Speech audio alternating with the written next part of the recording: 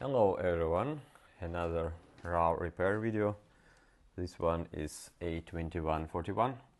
It's a 16-inch 2019 Mac. This one is data recovery basically. But if we are lucky, probably we can get the device to the full glory of the 16-inch Mac. So this is older T2 machine. It has lots of known issues, like the problems with SSD memory.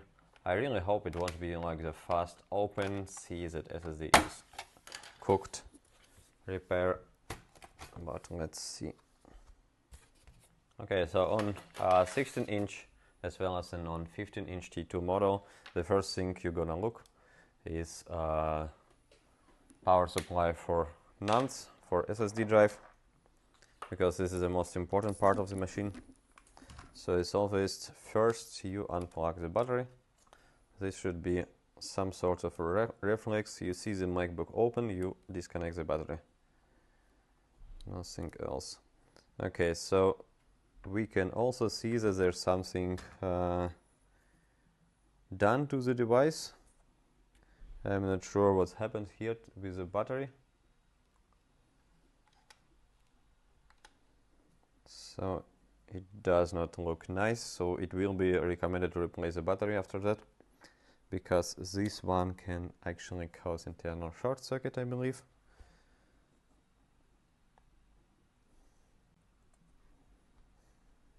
But this device looks untouched, but maybe someone opened it, so I will have to ask customer once again, because they told me that the device wasn't looked before, but still.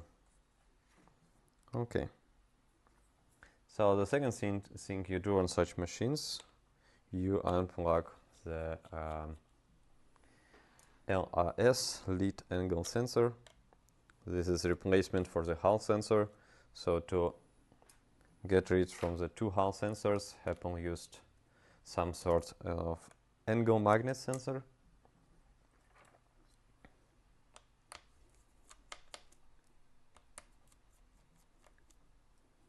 So the details of this small thing is that basically there's a small magnet. You can see it here in microscope.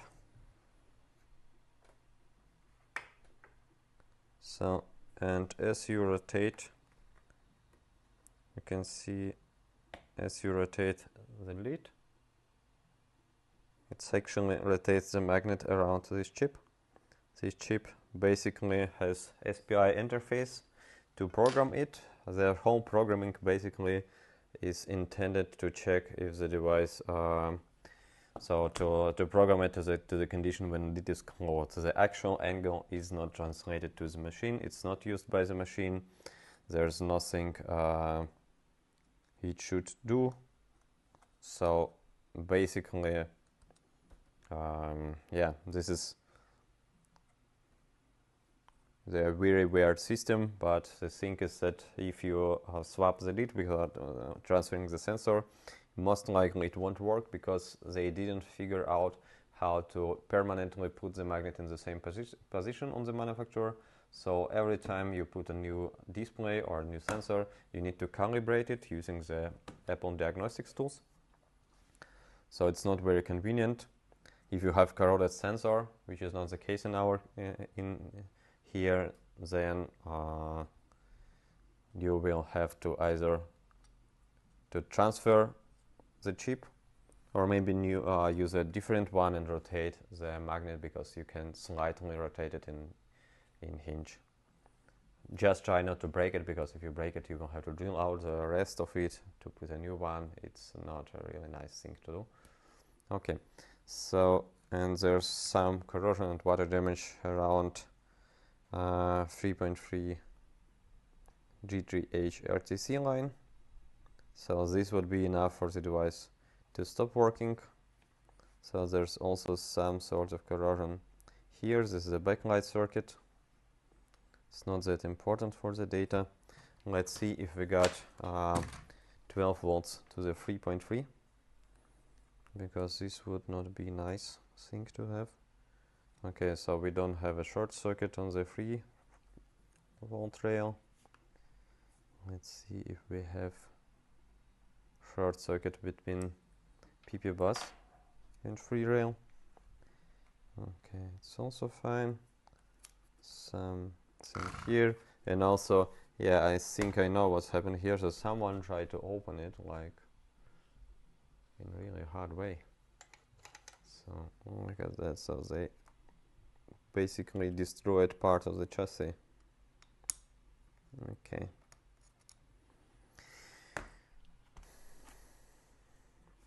Okay.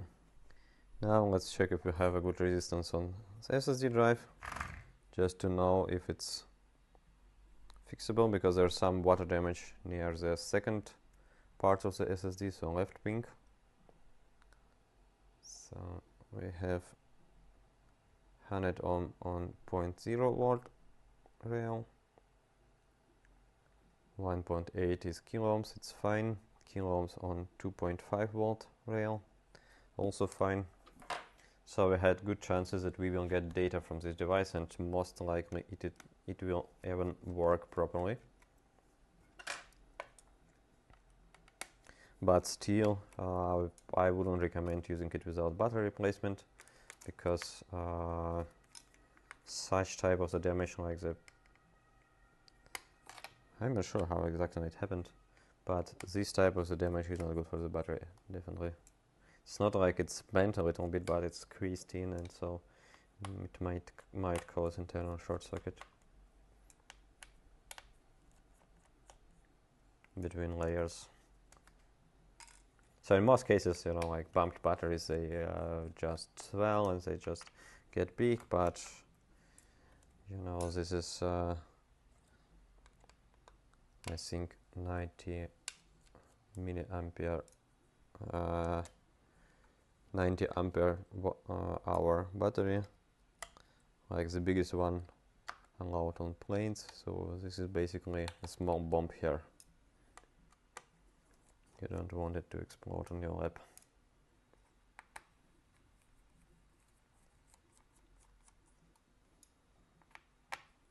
But we'll see. The first thing is data. So we don't test the device before fixing 3.3 G3H.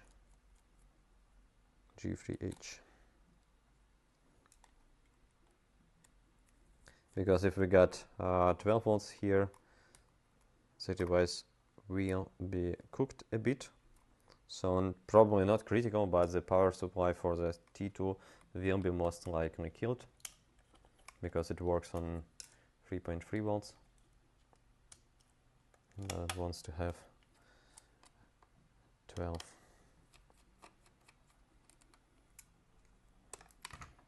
Okay.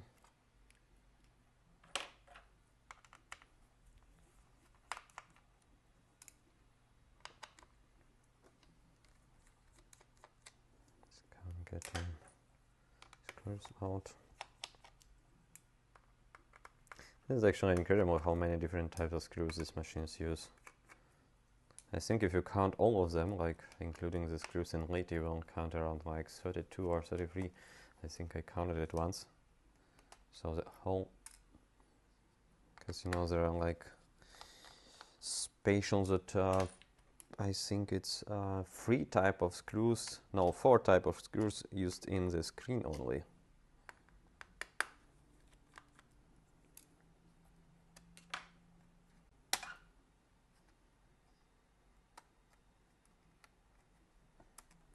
So I believe that Apple has spatial screw designer in team.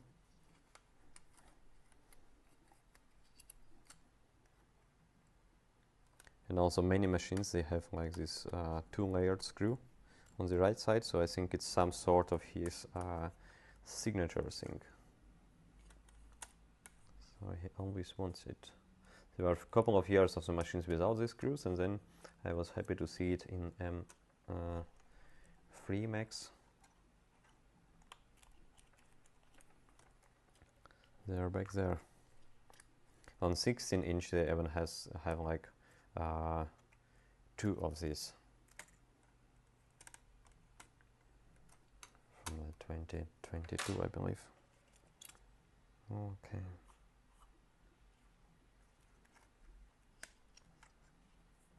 Okay, few more screws.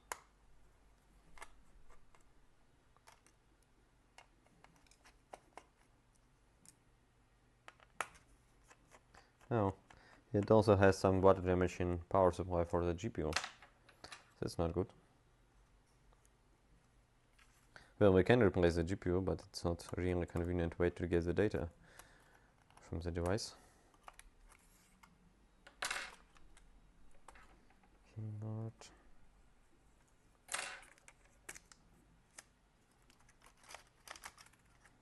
Okay.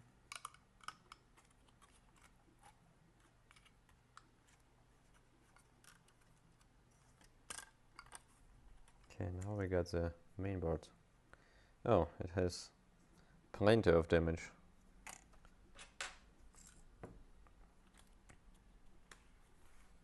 But first we will address the most important things and then we will look further. Okay. So this is a power supply controller for the GPU, if I recall. Or some sort of mux. That's not good here.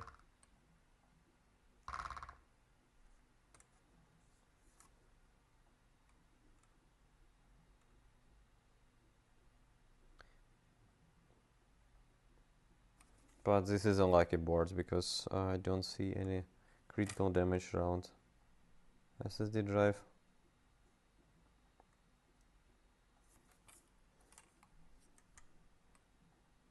Yeah, this one should be fine. So like 99% we will get data from this device. And it will work after the battery replacement too. Just hope that GPU survived all of this. Okay, so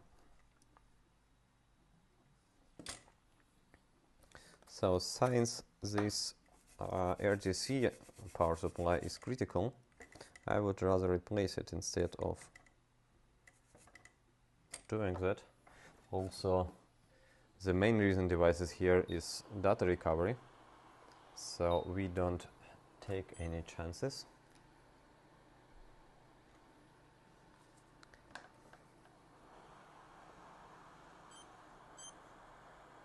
So we can test it later, no problem at all. Like on different machine where we don't have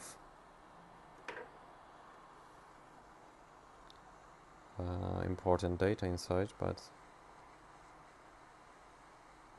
first we're gonna replace it.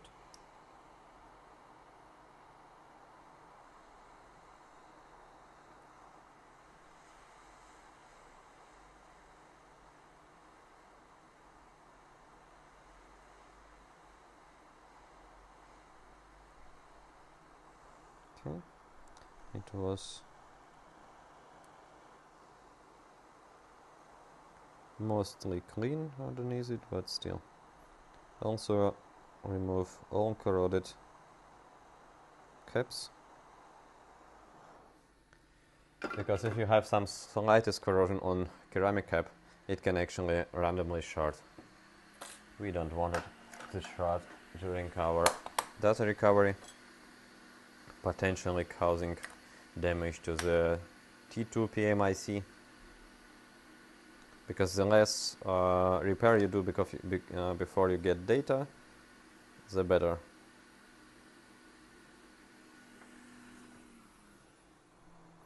But you need to do all important stuff, like everything which could possibly cause destruction of components around SSD and T2, because rest can be replaced. You can replace CPU, you can replace PCH, you can replace GPU, you can replace basically everything but the SSD and T2.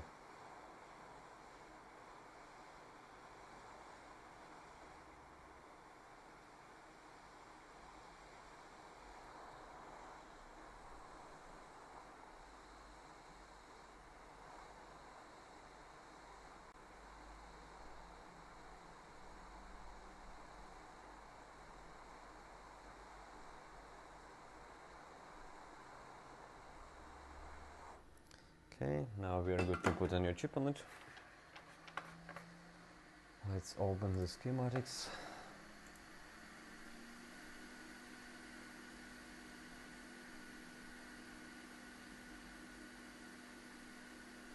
I didn't have this device in repair so long that I don't even have it in my recent 20 boards or something.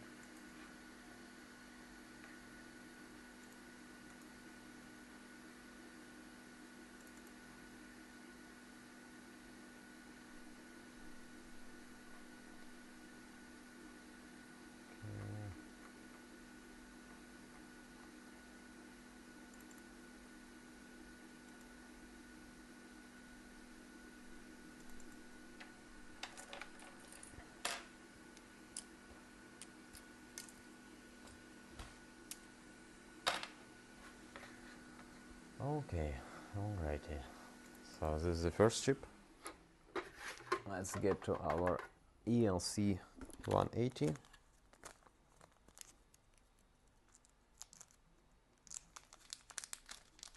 And by the way, these are available on Mouser, so I would recommend you rather to buy it there, not from China, because in China they often sell you used chips.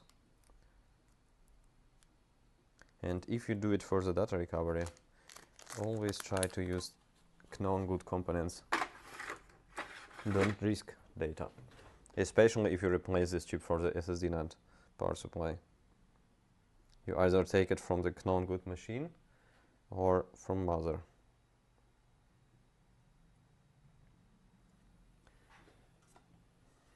Because there's no coming back from the dead SSD drive. It's not fixable. Well, we can replace it, but no data.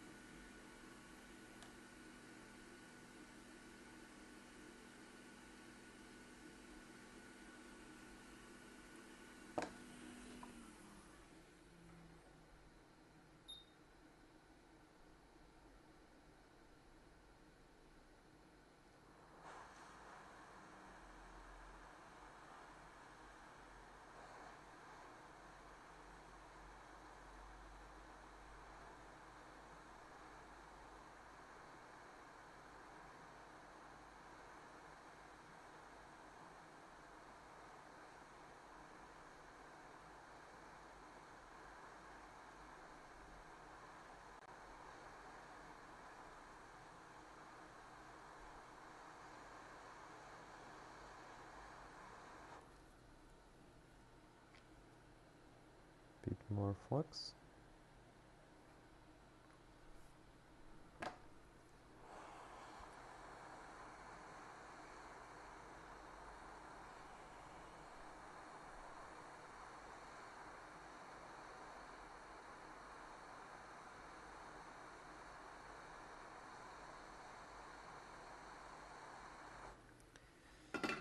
Okay.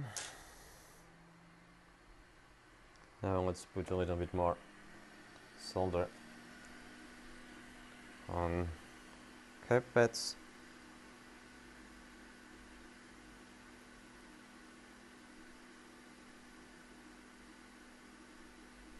Because they should be replaced too.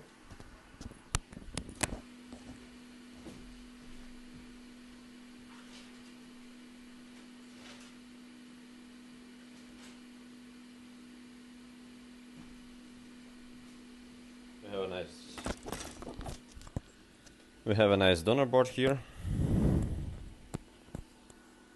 As you may see, it's quite used one. So it has a bad SSD drive and also some damage to the CPU. So it was no, it simply had a bad SSD drive, and I can't remember what else.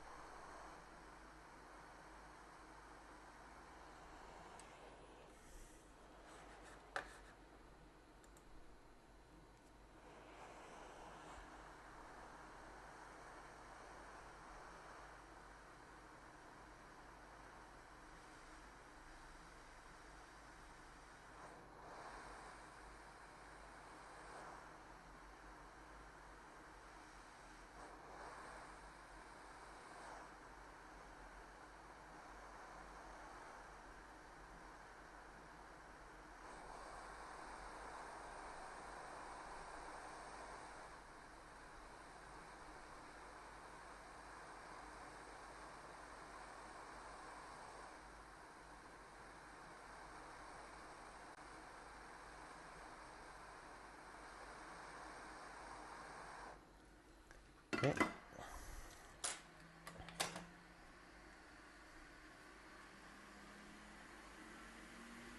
Okay, let's mark it to the small LC180 chip with a white dot on it, which means needs to be tested.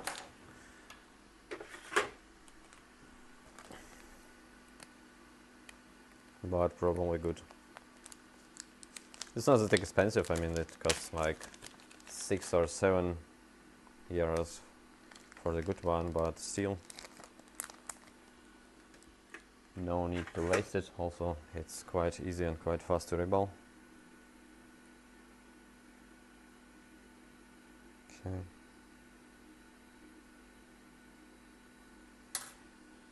Let's clean it a bit.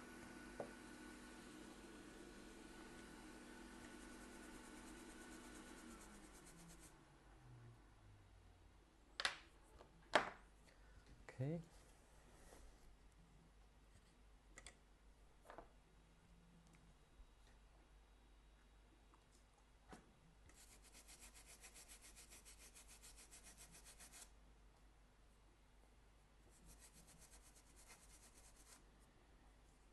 Okay, now let's look a bit further. So here, that's mostly corrosion, nothing really bad.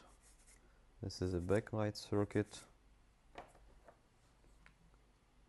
Still, let's replace these two caps.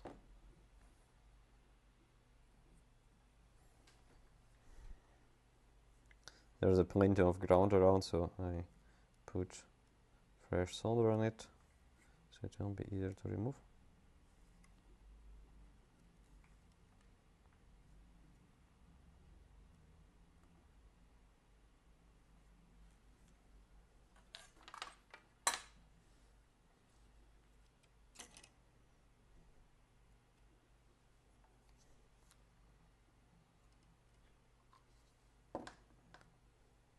I sometimes see videos online of people, you know, like fixing stuff but leaving corroded cups on place. I personally don't recommend it, because in my experience they often get shorted like in few weeks, and then, well, it's definitely a warranty repair if it happens, but you don't have to waste more time with such repairs, because like it takes 1 minute to avoid that, and it takes like maybe hours of your time to communicate the second appointment with a device which is basically a warranty repair. So why not to avoid it if you can?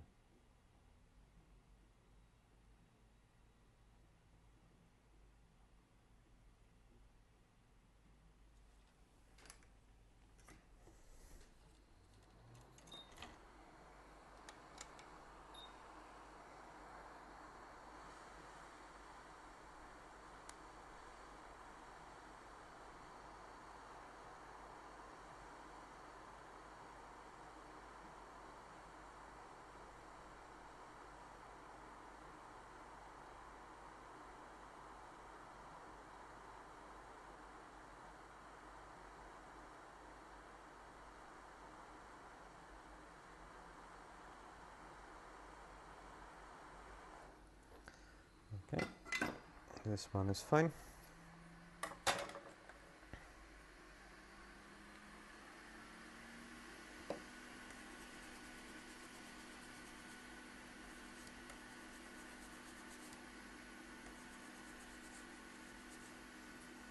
So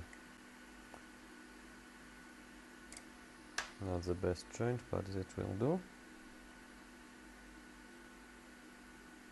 Okay, this is simply dirt and corrosion, but it's not that bad. There's also current sense for the battery charging, but it doesn't seem to be disconnected.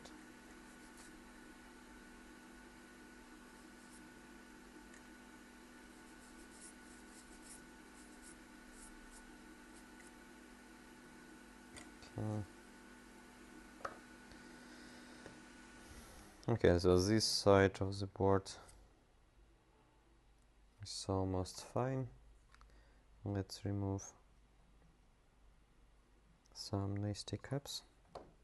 Still, the reason is the same. If you start backing up your data and you have short circuit, it's easier to repair and so on, but also easy to avoid.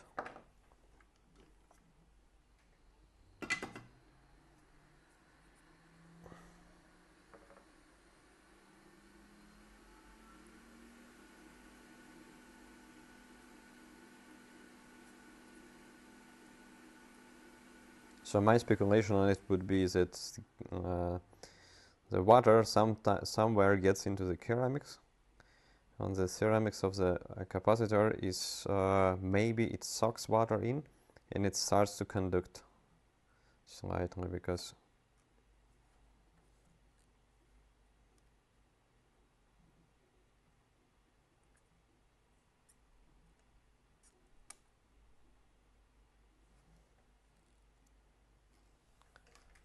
it's not like glass, but it has some amount of small holes in it or something like that.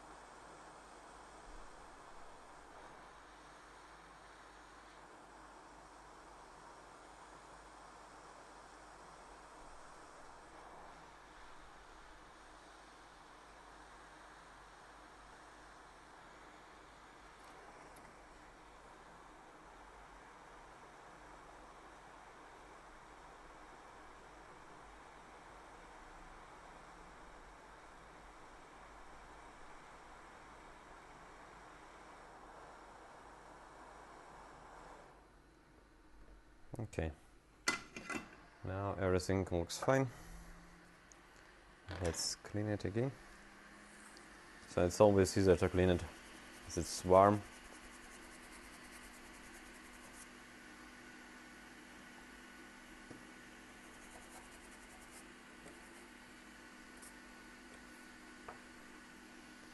Okay. Now let's check what's... Oh.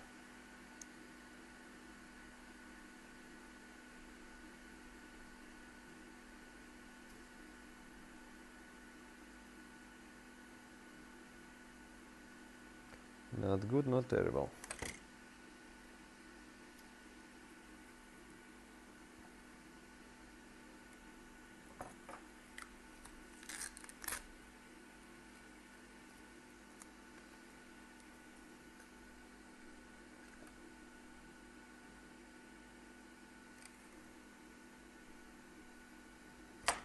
Okay, let's remove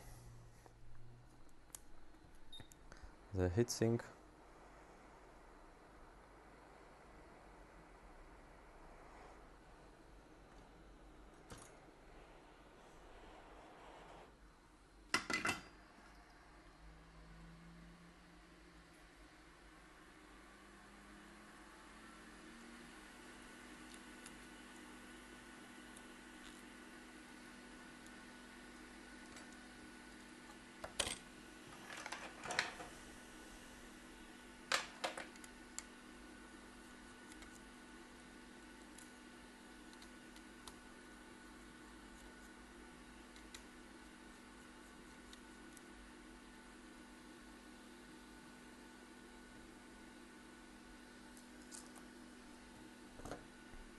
Sometimes I actually miss working on such machines because The T2 is almost completely studied. There are lots of tools and there are lots of tricks to diagnose it. There are also lots of information online. There are power sequences, everything. There are some sequences for M1 machines, but it has really way worse experience and information base.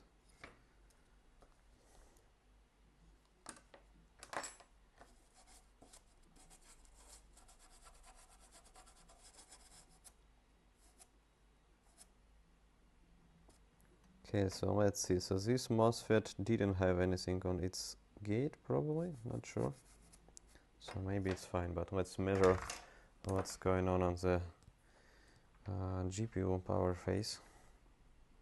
Because unlike NVIDIA, it won't really survive the power surge. Okay, 26 ohms. So you may see it as well. So 90, this is fine. Let's check the power for the memory. 13 ohm, okay, probably micron. 26. Okay, 26. Okay. Okay.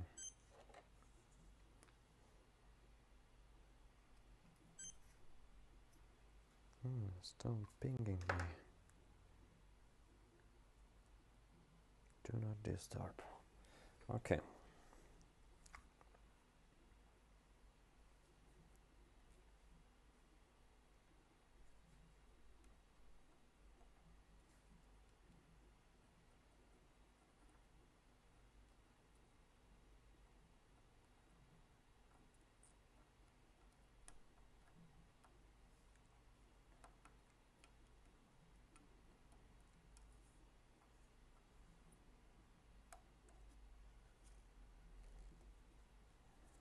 Okay. And this one also must go.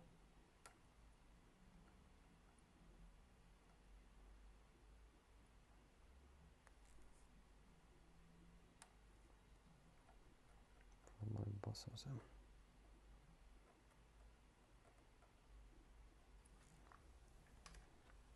Okay, now let's get back to the donor board.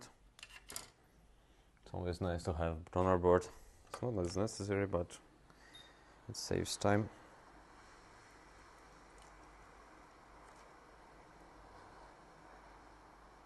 This donor board actually gave life to plenty of machines around.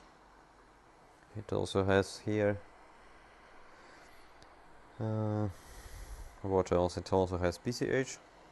It has memory, so I believe it will save few more boards before it's completely empty.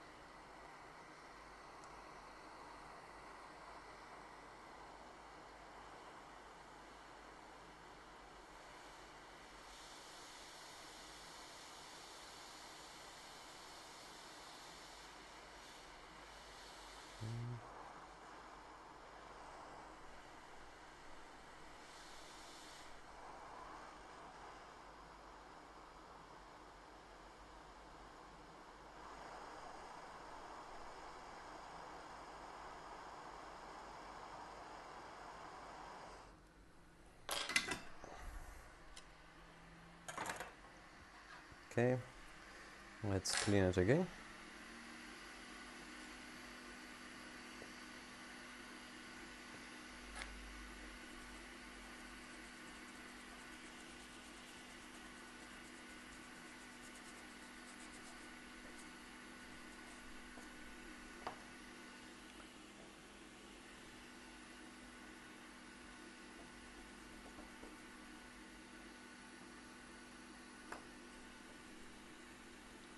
Also get rid of the old thermal paste, otherwise the whole table will be in it.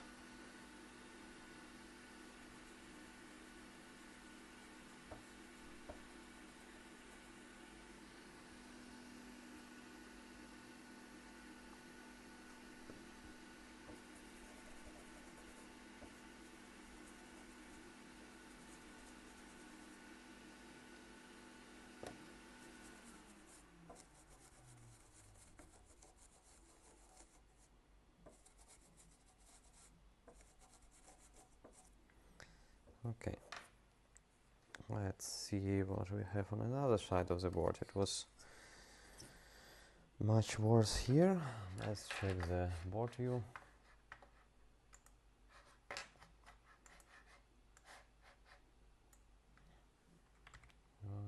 And 2.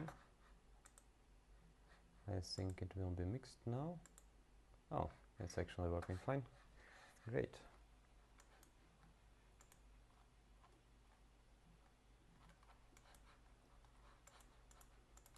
Okay, what's here? This is power controller for the GPU as well.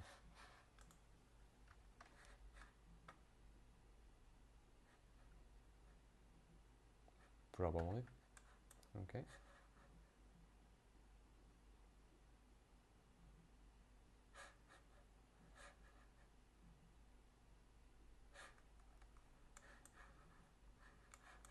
Core rails controller. Okay. Sounds important. Oh, it looks very nasty.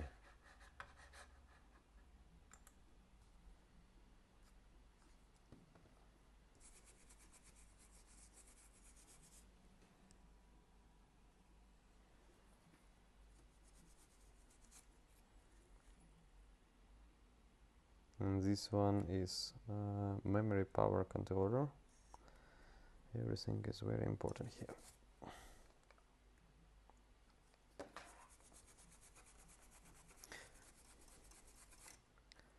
There is actually a way to get data on this stage. If you have authorized access to the Apple tools, you can actually get data from the T2 SSD drive without powering the Intel part, directly from the DFU. But unfortunately, this tool is not available for the simple people like me. Oh, shit, there's also something around memory.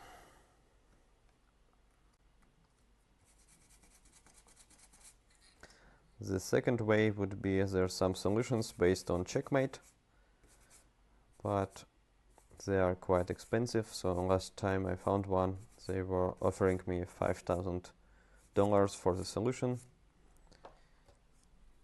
Basically, it's not that hard to figure, but I never had time, and also I never had an access to the original Apple tool. It's needed to figure out how to patch the image, because basically how it works, it boots RAM disk directly from the Apple Store for the Apple repository, and this RAM disk is patched to start in a target disk mode. So you don't need Intel EFI part, you don't need Intel part at all. T2 will actually provide very slow interface like USB 2.0 interface to the SSD.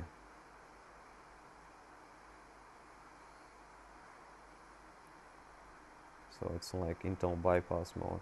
Okay, I think I'll just get rid of all this junk here without really checking what works, what not.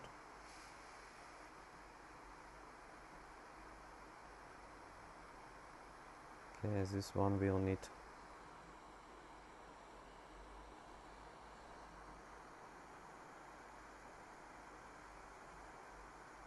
So this resistor actually looked fine, but under the resistor there's no pad left. It's all corroded. So I'm just gonna remove all this crap.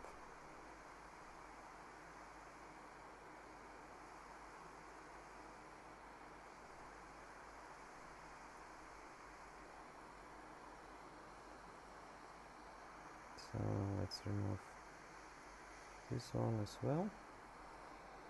Just put it aside. Chip is most likely fine, but I need some space to work here.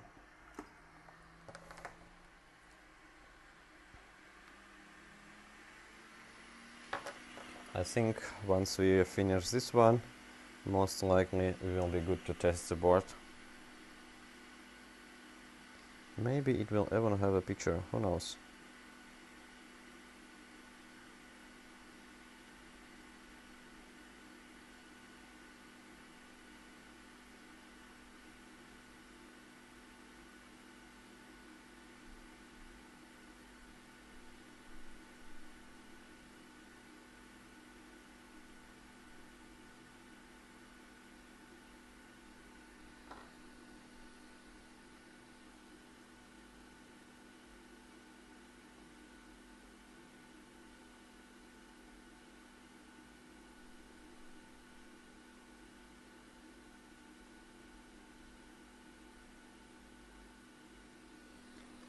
Okay. Let's clean and restore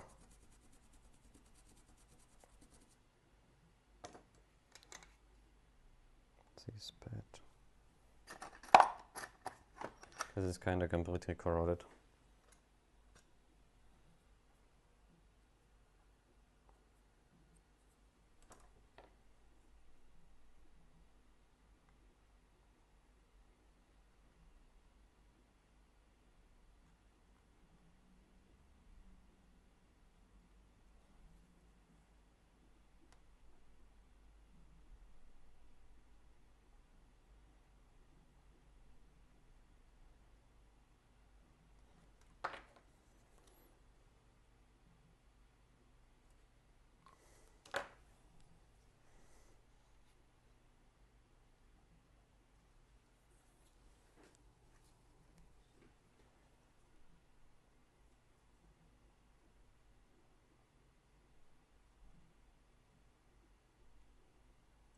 Okay, we'll put a wire and jumper a little bit later.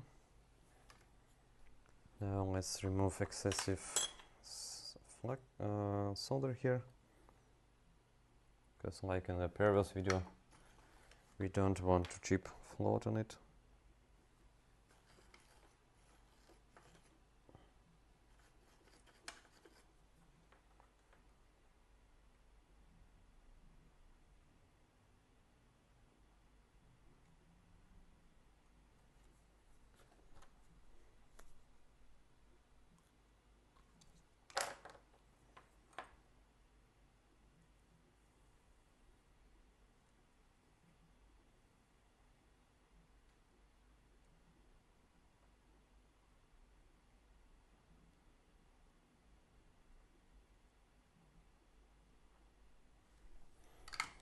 Okay, now we need to clean it again.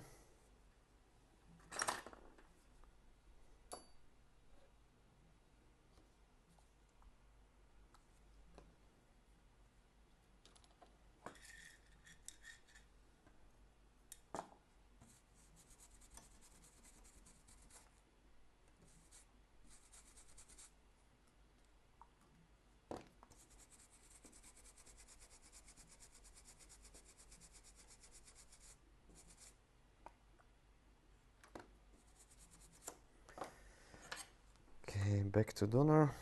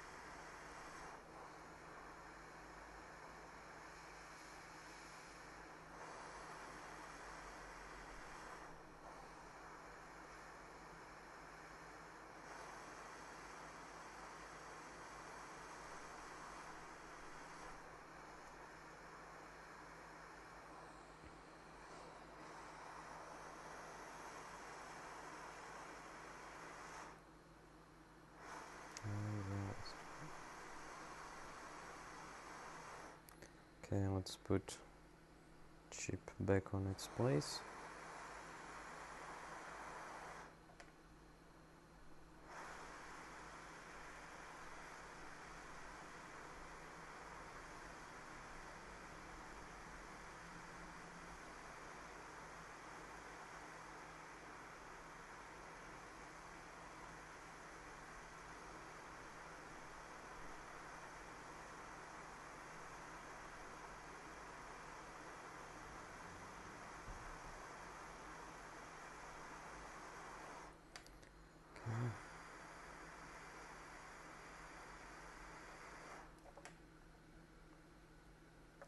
Okay, now let's restore the missing connection here.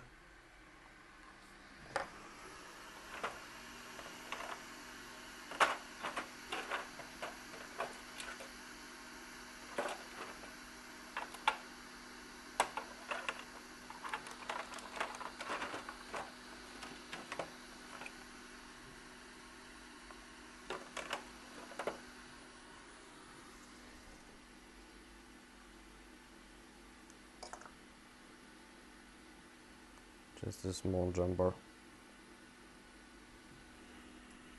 By the way, let's check if it's not the power to the chip. In. So we need to put a little bit thicker wire. Otherwise it might burn, because this chip consumes a little bit more. It's not just some sense pin, but it's okay. 0.15 would be fine.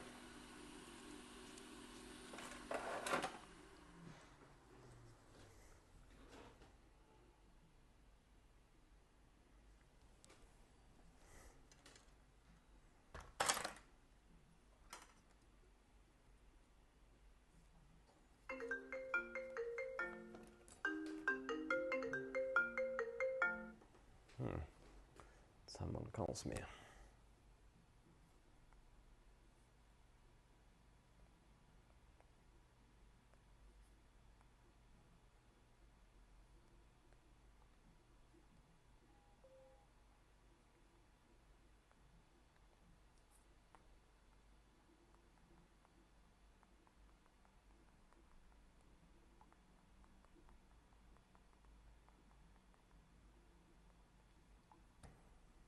Okay.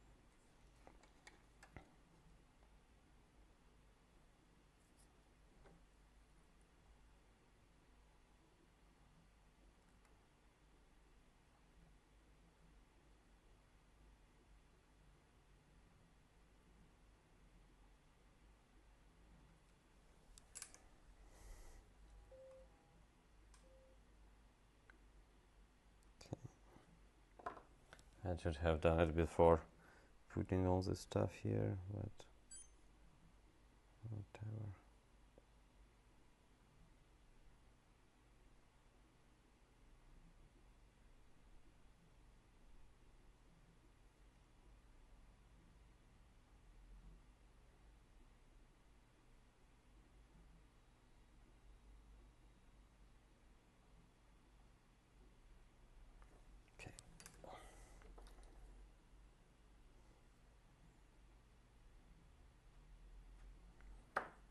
Okay, let's clean it.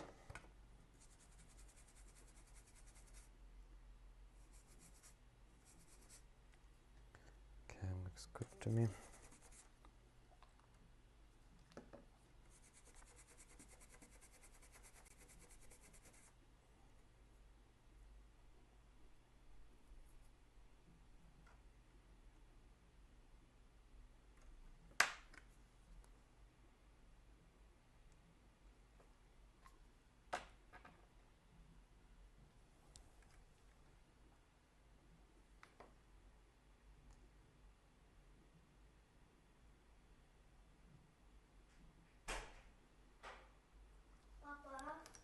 Привет. Пойдешь есть масса. 5 минут. Скажи маме, я сейчас видео запишу и приду. Окей. Давай. Сейчас 5 минут, Угу. окей. А там Да. наверху на лестнице лежат твои вещи. Отлично. Окей. Да, масса тоже поесть там. А потом ты будешь массу есть. Да, малыш.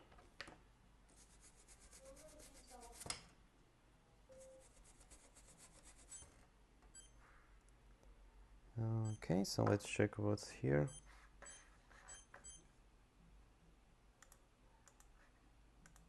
Alrighty. Okay, so we have another water damaged component. Maybe it's important, maybe it's not. Let's check.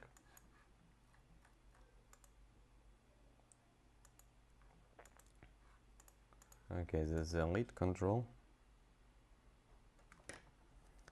Think we can redo it.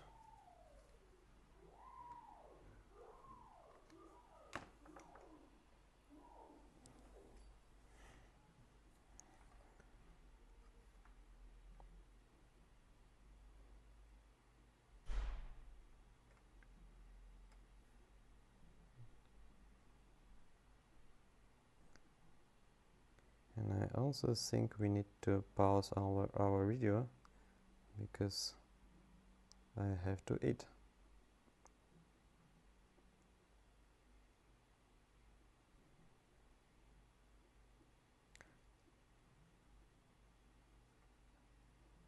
Okay.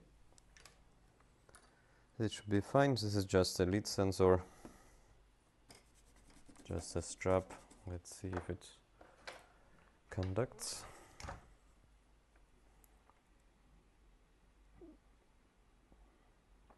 One kilo ohm. Seems fine.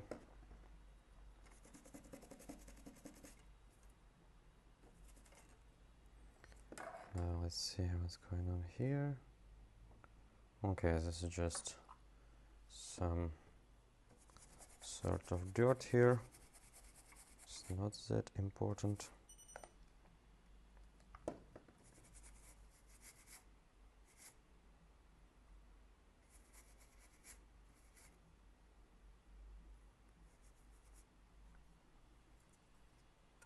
Okay.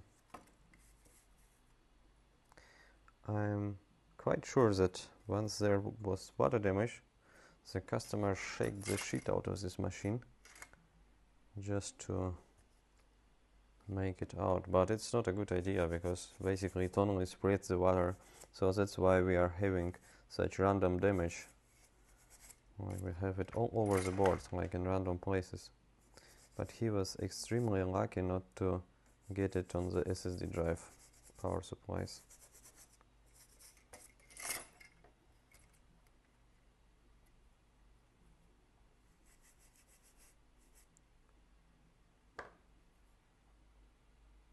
Okay. Okay, now let's check if it turns on.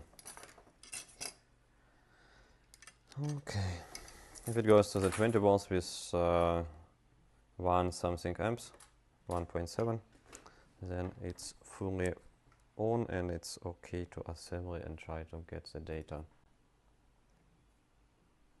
Okay, nothing. Okay.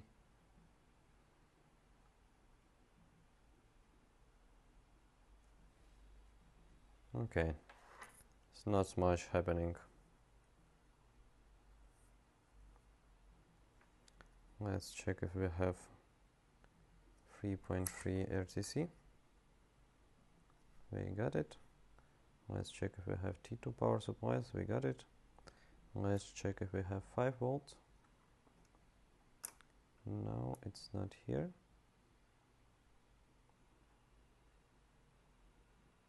Alright. So we don't have much going on. Let's see the 12.3 volts on the PP bus, which basically means that T2 is stuck and not booted. So now let's address that. So what do we have here?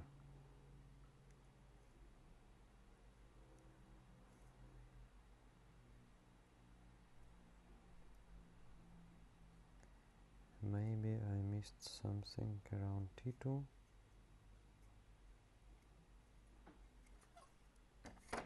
Let's remove the shield from it.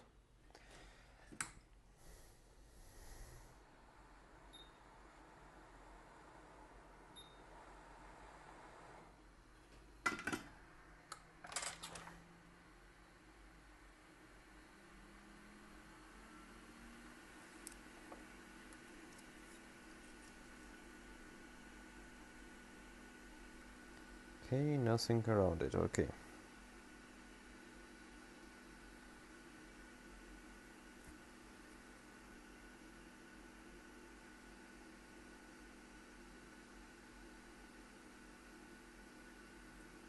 Okay, I don't see much relevant damage which could cause it, but let's see again. Okay, now we do have power supplies to the T2 and it should boot from the SLC ROM. Maybe it even boots.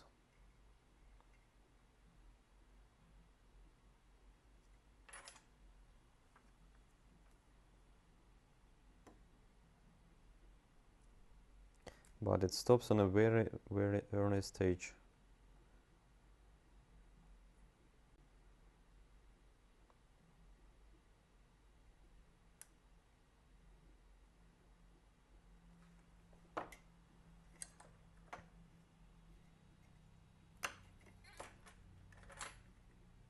Okay, we have Waterdamage on the CD2 17.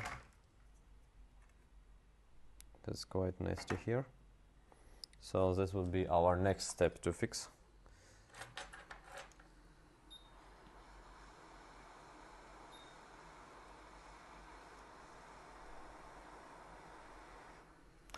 I think we can even leave it for now, so the battery will be charging. I will put the video on pause, and once we get back we will check if the device works from the working battery, because if it is, I would rather get a backup first and then do everything else.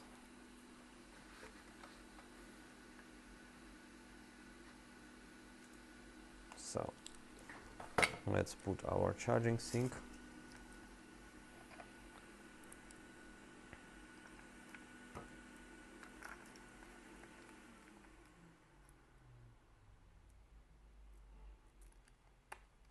So this device is NLBA1 battery analyzer and repair tool. I have quite a mess with cables, but I use it with very different devices and batteries. So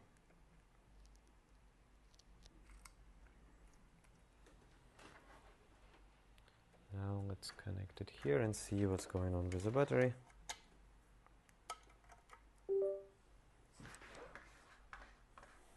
If it ever survived the damage. Let's see.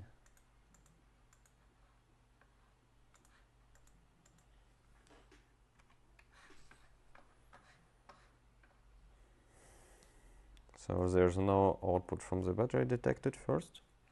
So most likely it's completely empty. Now let's connect it to the different USB port. Hello.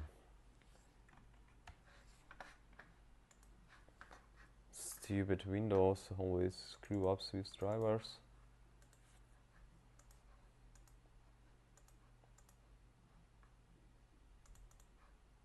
So the serial port driver is decided to be obsolete, so when you just replug it to the different port, Windows will auto-install the newest driver, and the newest driver will show you in Device Manager, contact your suppliers, the driver is not working. So if you install the older one, it works. Okay, now let's see.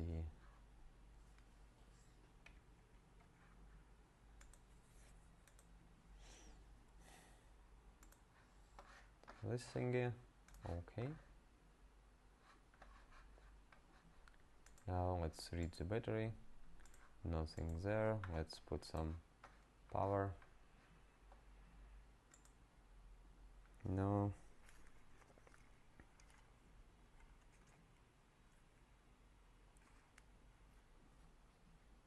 Okay. This is set. So the battery might be completely dead here. Let's give it a little bit more, like 12 volts. Sometimes the battery needs more.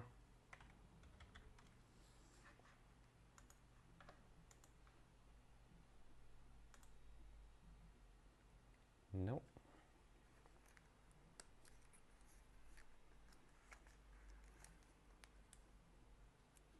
Okay, it was the connector was loose.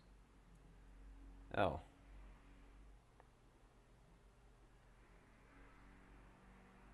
So the battery is quite screwed.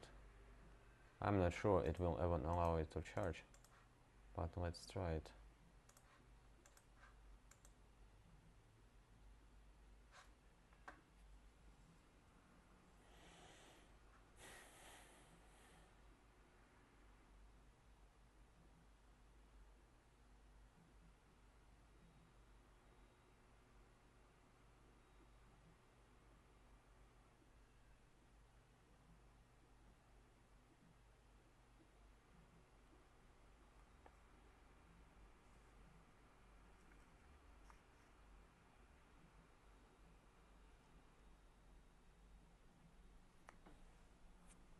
Okay, the battery might be dead, but maybe it tries to rebalance itself.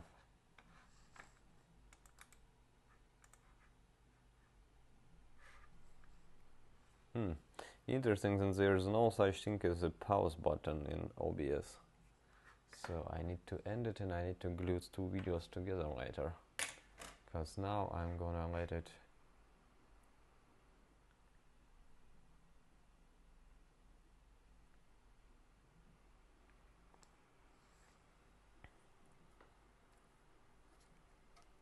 let the device do its job. So it tries to restore the battery.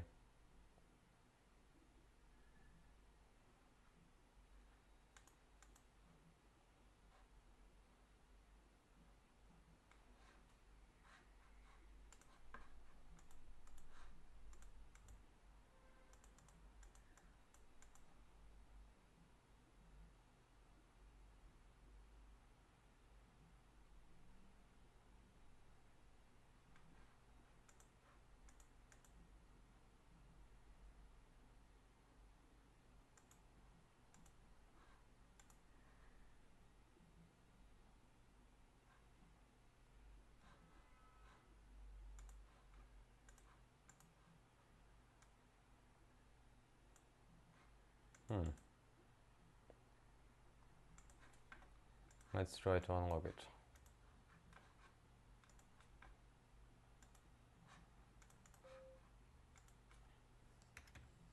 9 volts, power on.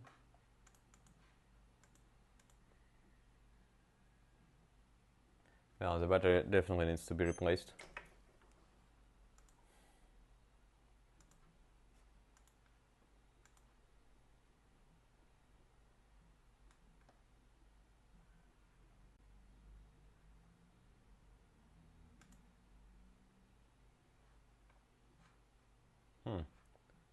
it's not system present low active, discharging disabled, charge FAT active. That's okay. Let's seal it back and let's try to charge it. It should get some current, at least a little bit of something. Okay, so I will simply let it sit here, maybe it will work at some point. And I'm not sure if I cut this part or if I rewind or make it faster later.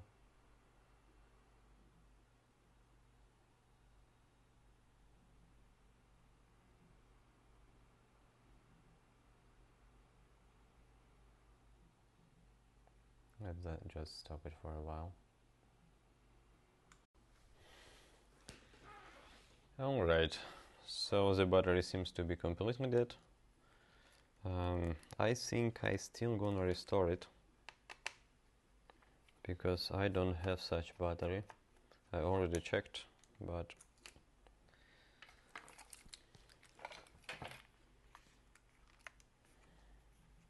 let's try to fix it. So what we're gonna do is we are going to fix the one cell which is 2.2 volts. So we are gonna charge it just a little bit. So let's find some nice place to plug ourselves in. I think it's gonna be here.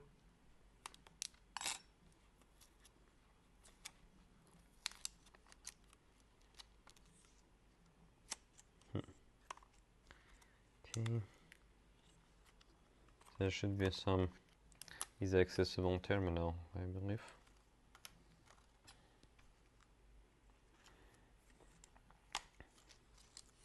It's kind of funny that the damaged part is not actually the damaged cell, but the first one cell. So the first cell is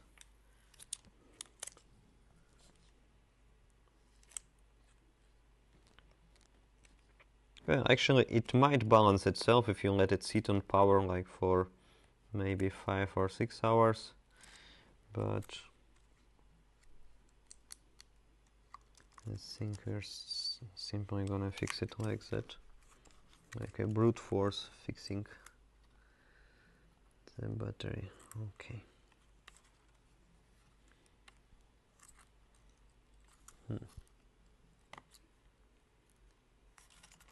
Okay, so we need to remove the insulation just a little bit to connect the terminal.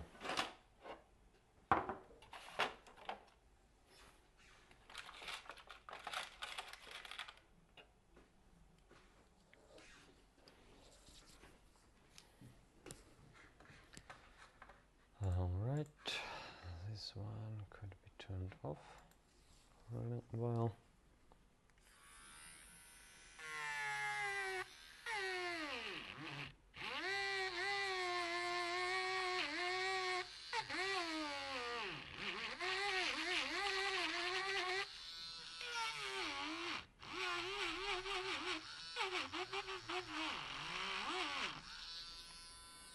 Here we have exposed place. Let's check if we have the proper voltage here. So that should be our 2.2 cell. Yeah, it is. And now we are going to slowly charge it until 2.9. That would be enough. Let's put the current limit to the 0.4 amps.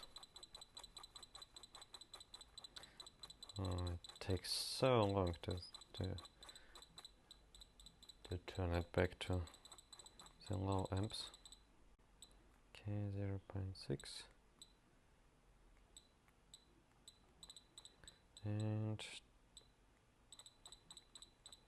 2.9. Okay, now let's connect the negative terminal here.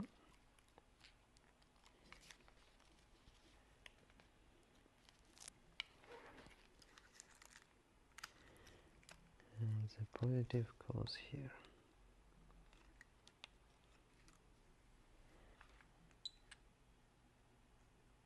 Okay, and let's simply let it sit for a few moments. It usually takes like 5 or 10 minutes to get to the proper values. Actually it gets there faster. So maybe this cell won't really hold charge well. But we only needed to get to the point where BMC starts charging it.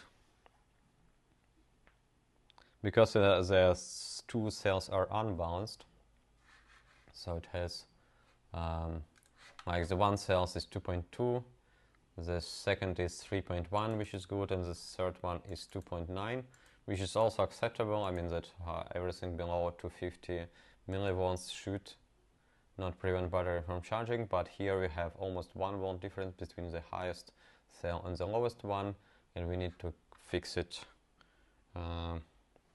So that would be the way to make it work. Okay, now we have 2.96 volts. It almost got there. Let's turn it off to see what voltage is it. Okay, 2.9. Actually gonna do it to the maybe to the 3 volts. Just to be sure it works. Okay. Now it's around 2.97.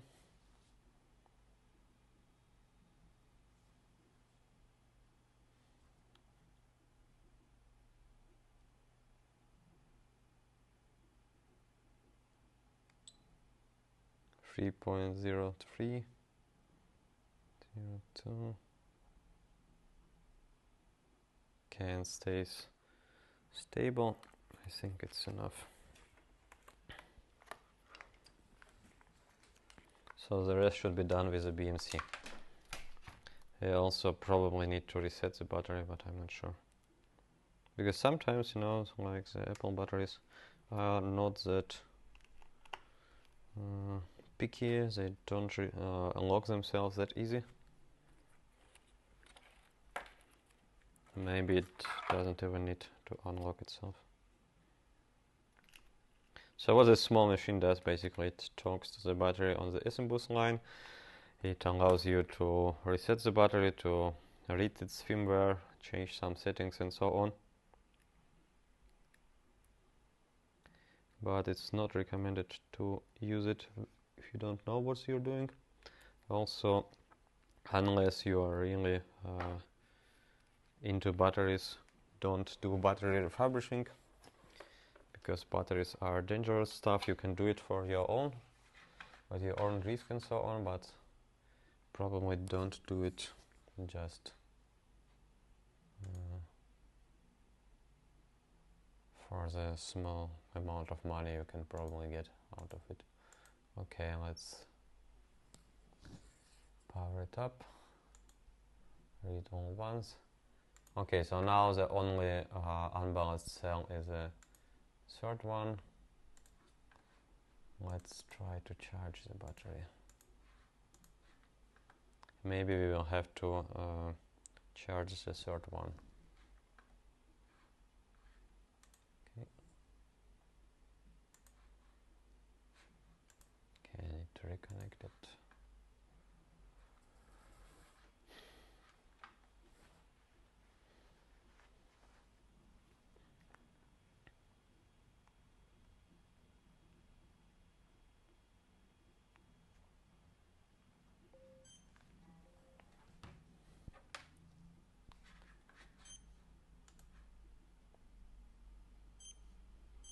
Oh, and we got some current flowing. Okay, so the battery is charging now. So I didn't even had to do anything about firmware.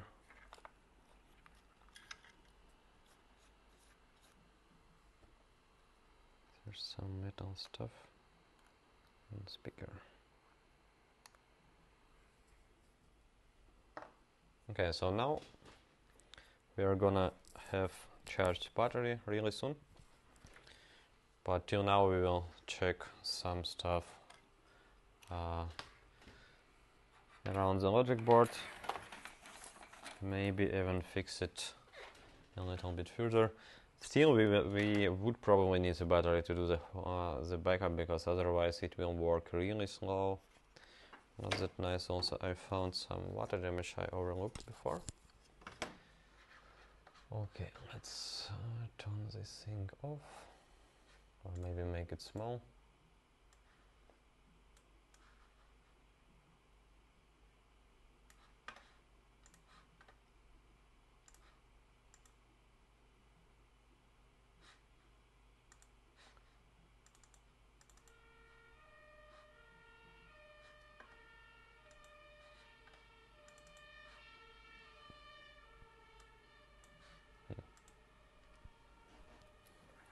No Type-C anymore.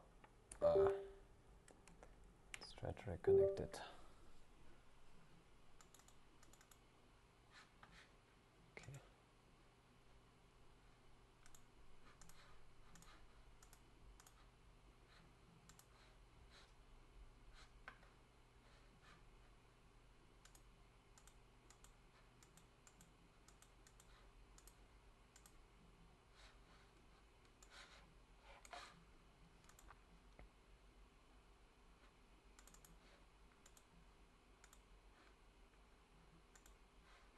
Okay, back in business.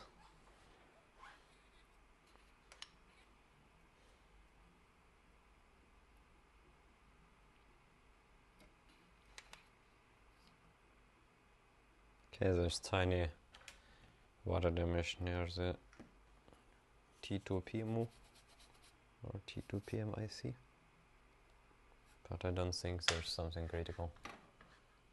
Okay, now let's look into our CD217. Yeah, it definitely needs reballing here. Let's get some cover. Let's get reballing stuff.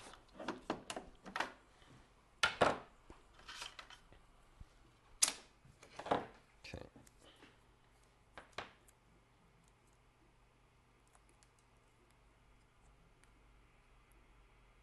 So this particular CD217 is quite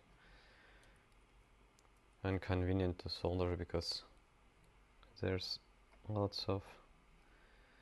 a plastic connector nearby.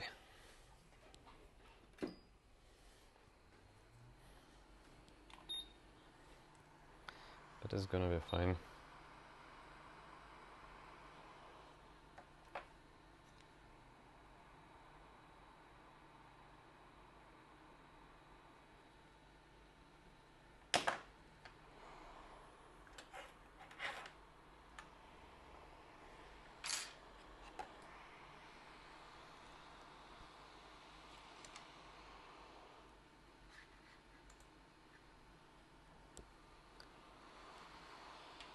Okay, the battery is still at 0%, but it also already got pretty decent voltages.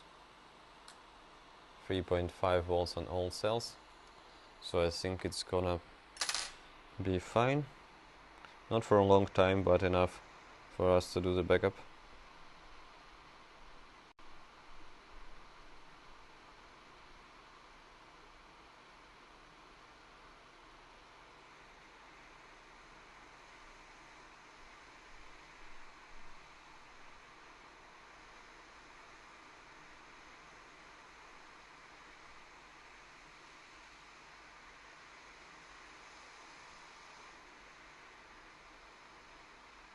So one must go.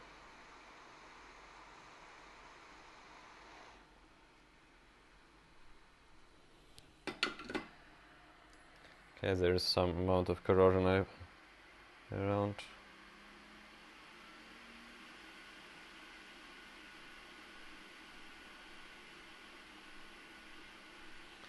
But nothing bad at all.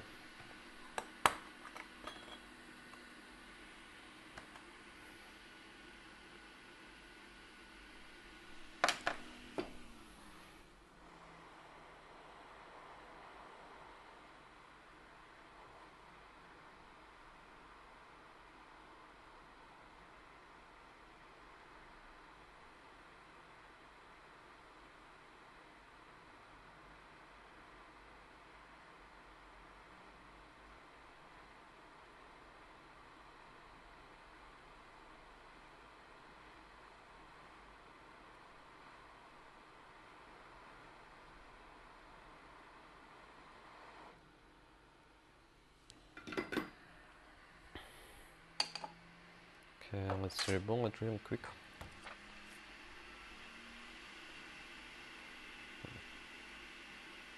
Oh, look, I have a magnet here.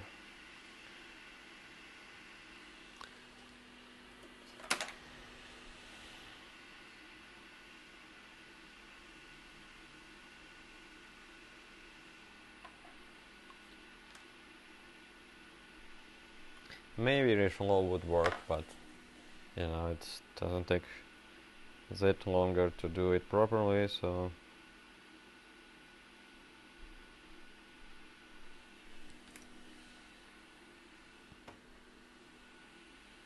and anyway we are waiting till battery will be charged just a little bit.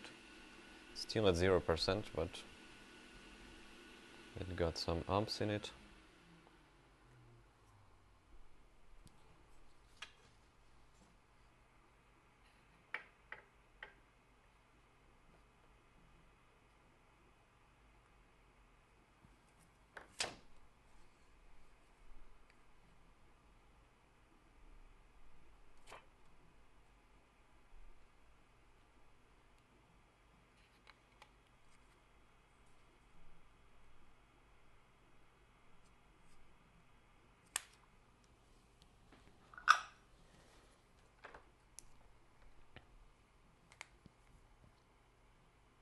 This one is not signed chip, so basically I could have replaced it with a fresh one.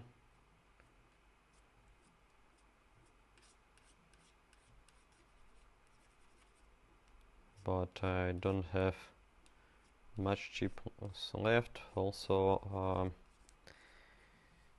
I'm not quite sure if I have the proper ones for the 16-inch, because there's slight difference in how they turn on the external 5-volt power supply. So even though this chip is not signed, it doesn't have like OTP configuration. This chip needs to be sourced from the 16-inch. Otherwise, you might have problem with external devices, so you won't have 5 volts output.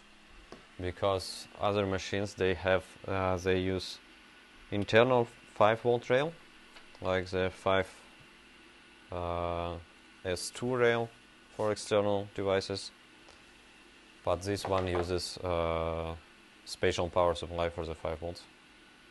Okay, so now it's rebooted.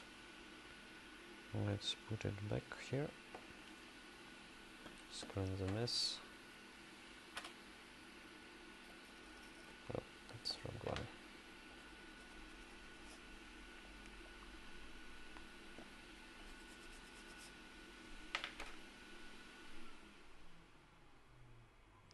I think I'm gonna put the missing cap first.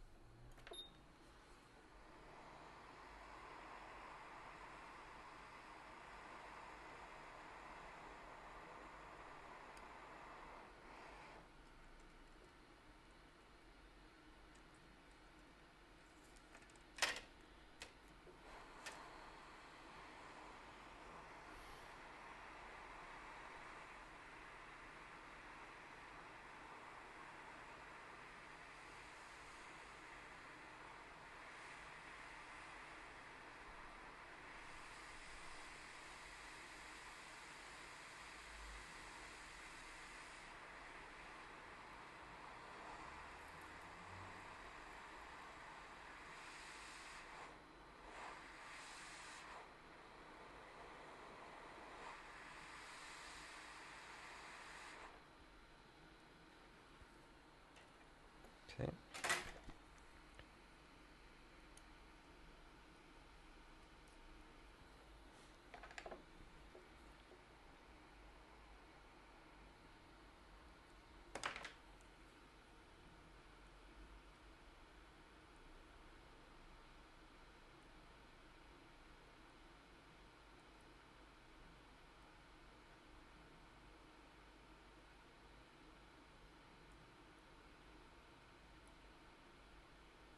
Let's check if the pins are matching. Yeah.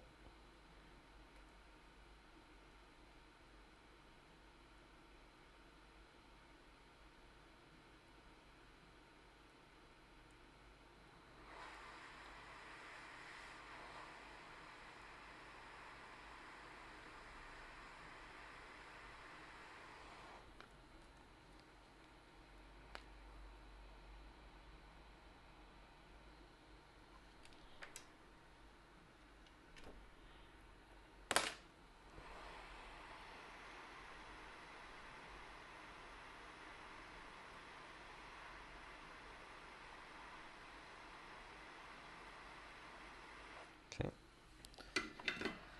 Looks fine. Let's double check if there should be the resistor. No, it's fine. Screen it more.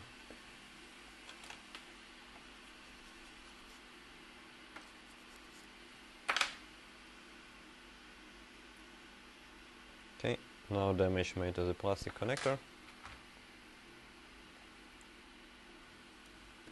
So just use 3M copper tape. It really blocks all heat. Oh, there's one more thing I actually forgot to replace. Okay, this capacitor is not in place. To fix it real quick.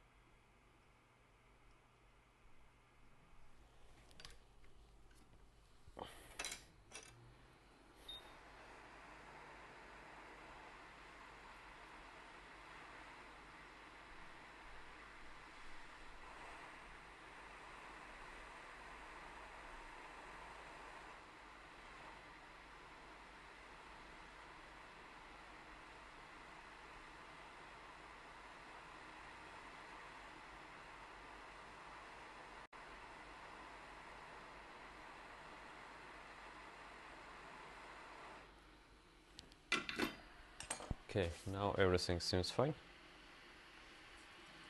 And let's go there. So this is a cup which is most likely on the 2.5 rail, and it should be replaced, or at least removed. But I'll replace it because I have donor.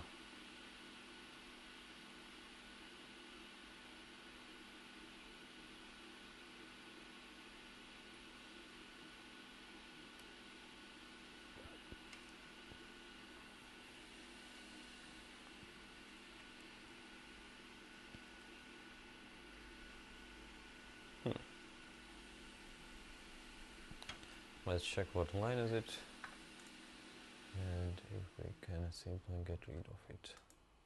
Oh, okay, this is PP bus. Here's the SSD.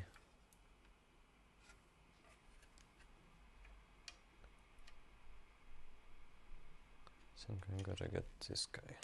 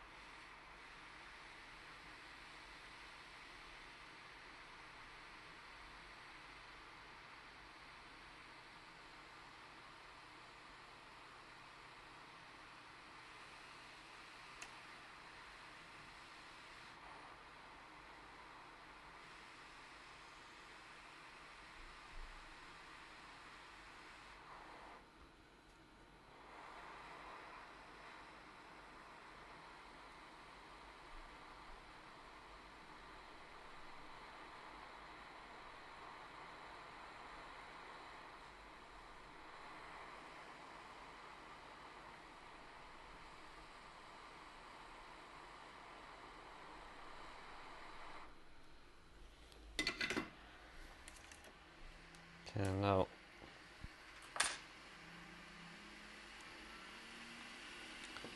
let's clean everything once again.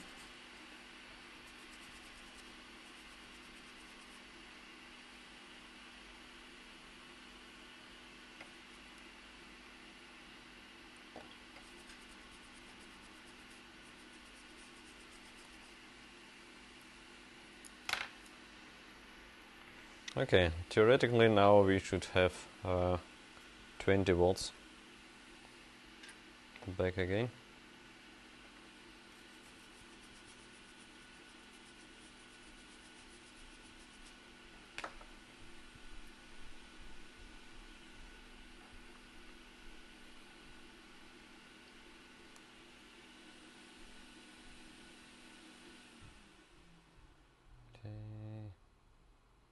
And nope, it seems stuck at the same point.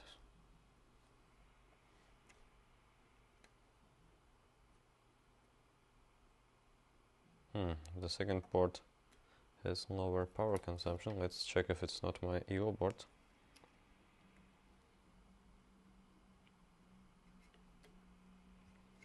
Okay.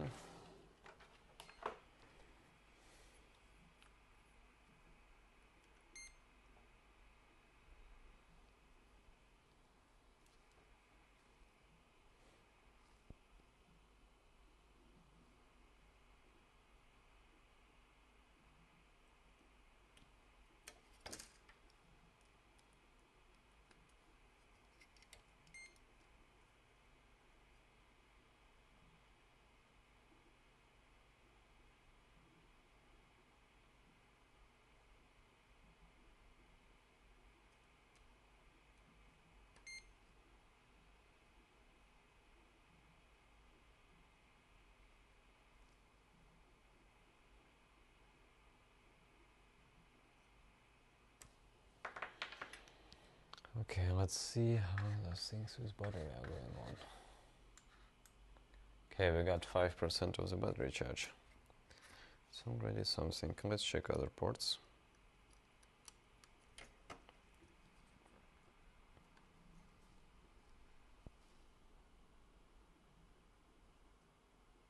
Okay.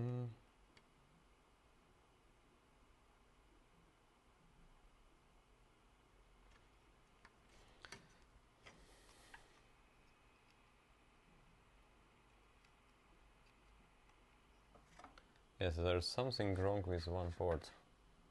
Let's check which one. So the upper one was...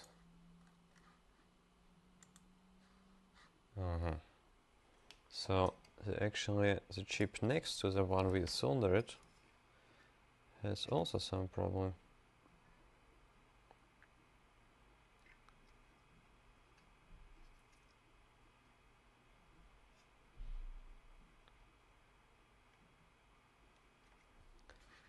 Alright. Let's check our LDO core, LDO, RTC, okay.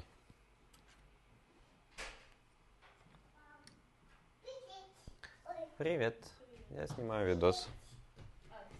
Да, ну ничего страшного. Окей. Пойдем. Пошли. Пом-пом. Я другие желтые цветы. Хватит.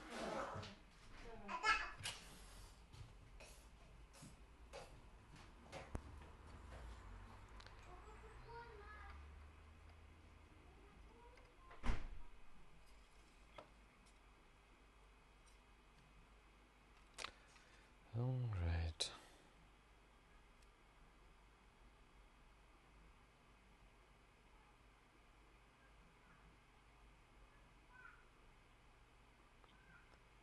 So there's nothing wrong here, but still. Okay, let's check its LDO core voltage.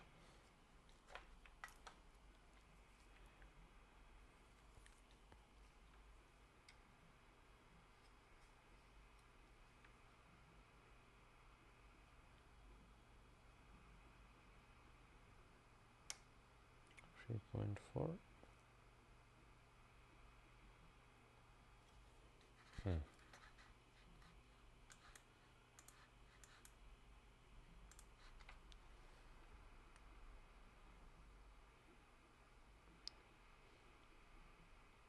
Okay, so this one seems to be dead.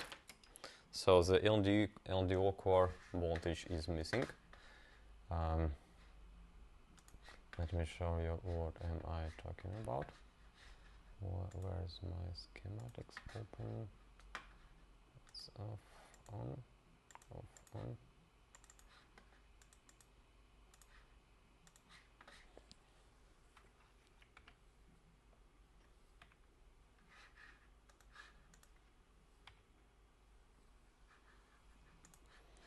Okay, now let's check it here, LDO.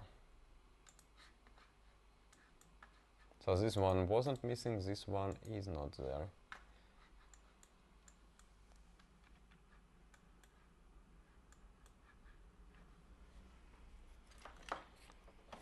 Okay, so it might be that it's 7, absolutely dead one, and needs to be replaced. So if there's no sign of liquid damage underneath it, we'll have to replace that one.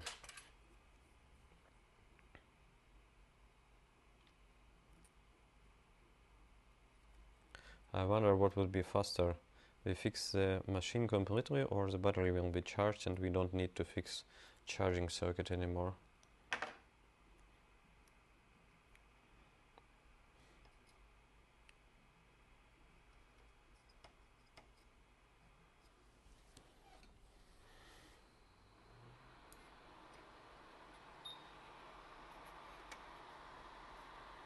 There's no signs of liquid.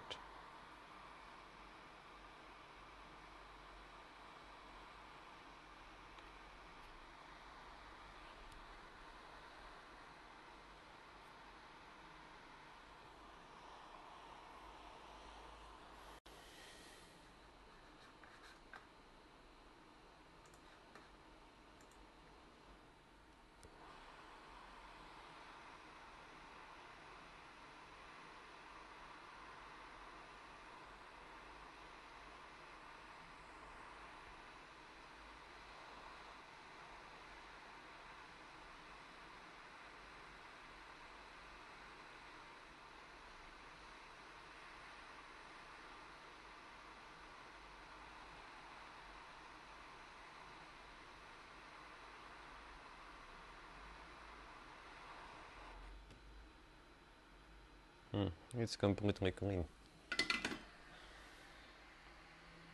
Interesting.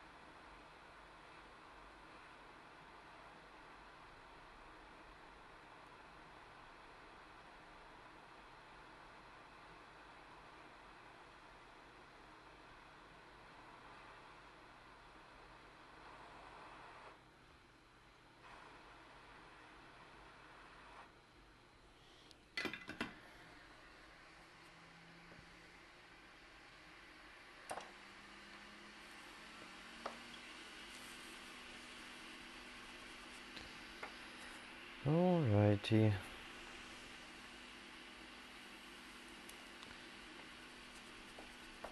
Now let's get a new one.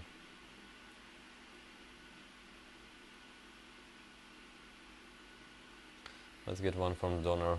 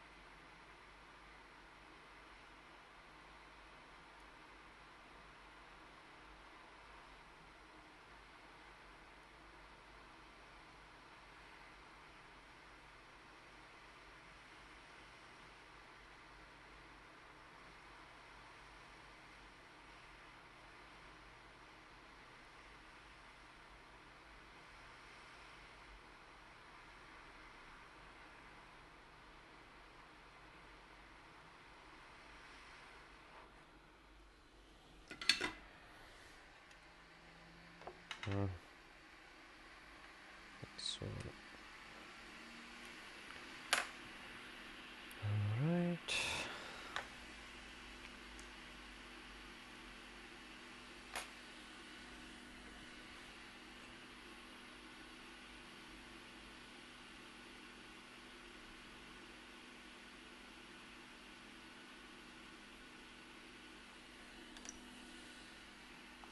Clean and dribble it.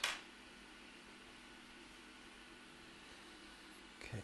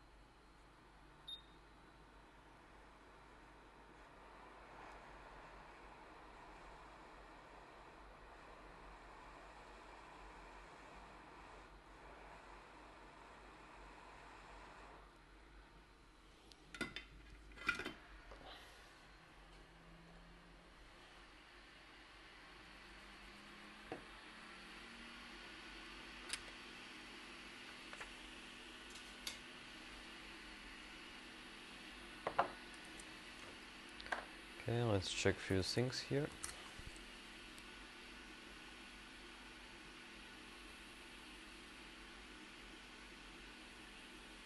Oh, so this was actually fine. The cap is shorted.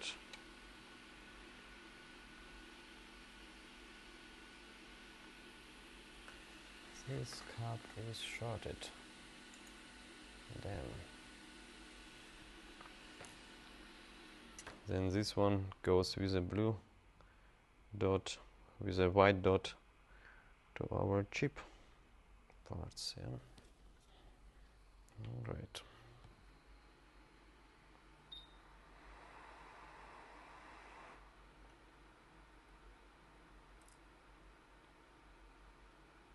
Yeah, let's remove it first.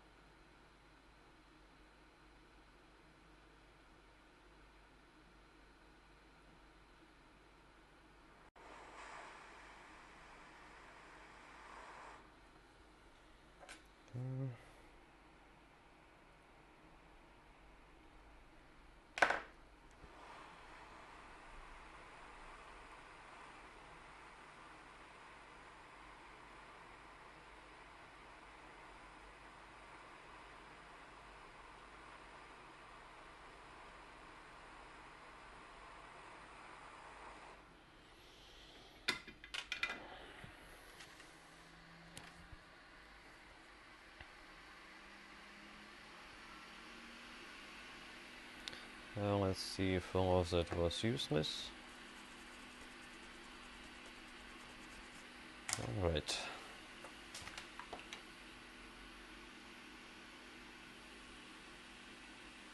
Okay, now shorts. No shorts. No shorts. No shorts. Okay.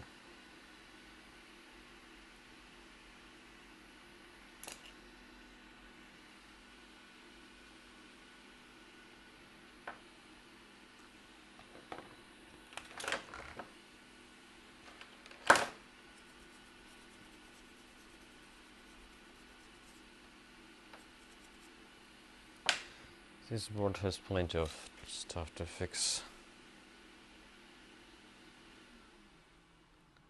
Okay.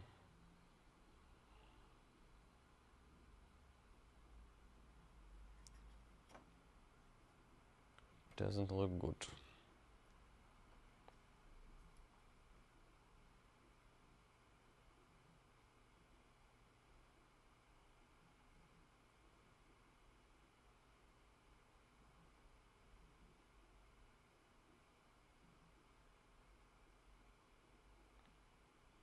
It actually looks very weird what I'm seeing on the matter, and also I just noticed that it is not updating an app.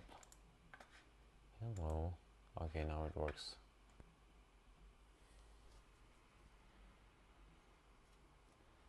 So we have a bit weird behavior here.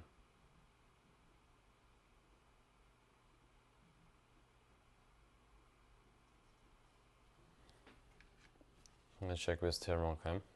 Maybe this was a bad chip on donor. Who knows?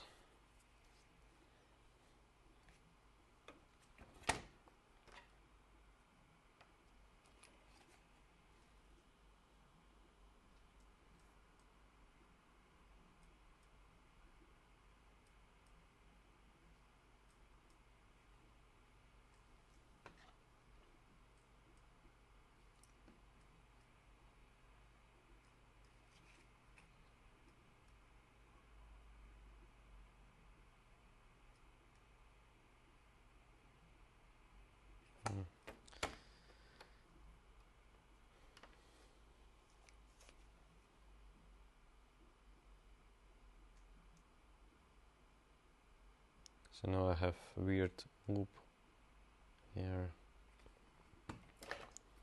Okay. Let's check again. No short. No short.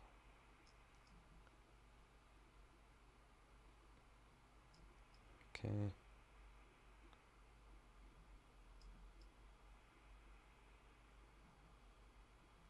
It's kinda low now on RTC line. So the RTC line should be in kilo ohms, and it was in kilo ohms until I switched this goddamn chip. Okay.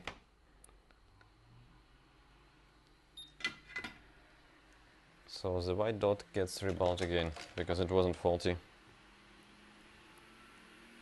It was fine.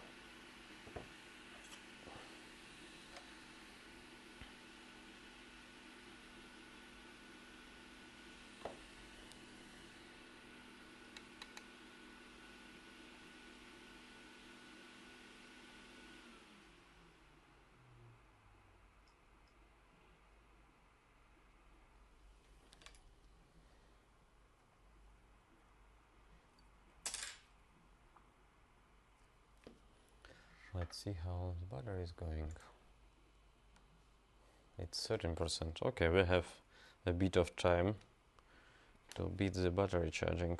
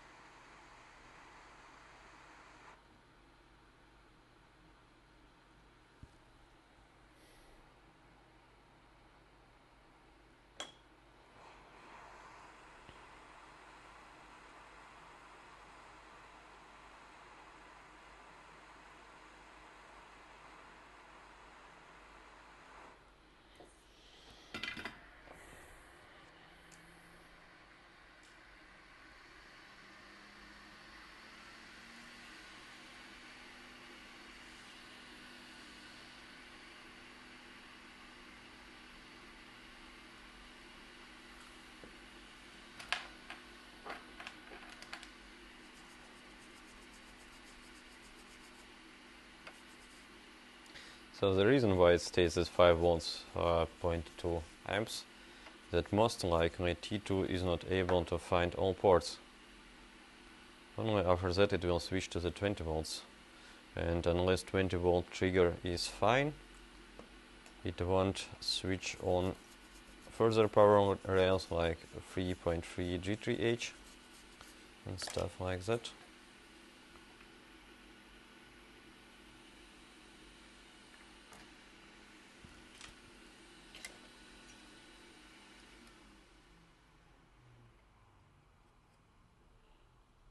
Okay.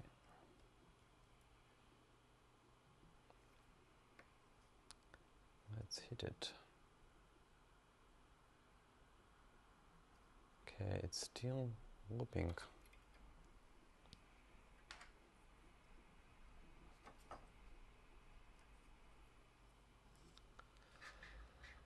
So what could have happened to this board?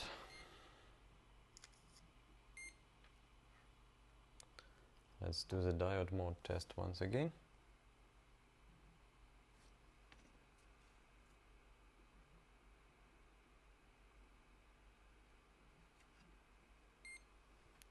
And again.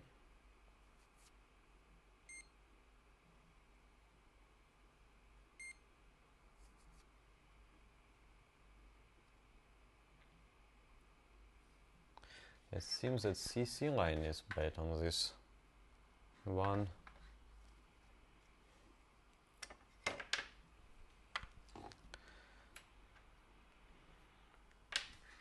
Let's check the board here. Okay. So upper one, CC2 and CC1, not sure which one.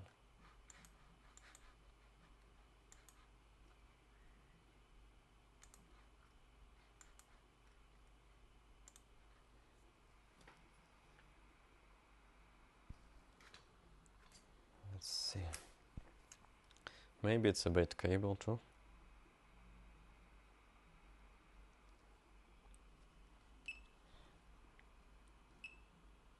0.5, yeah. That's system cable.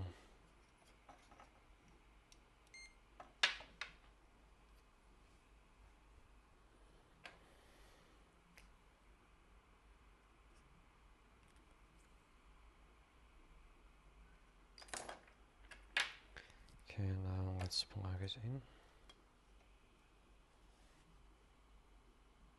Oh, we have 20 volts. Told you.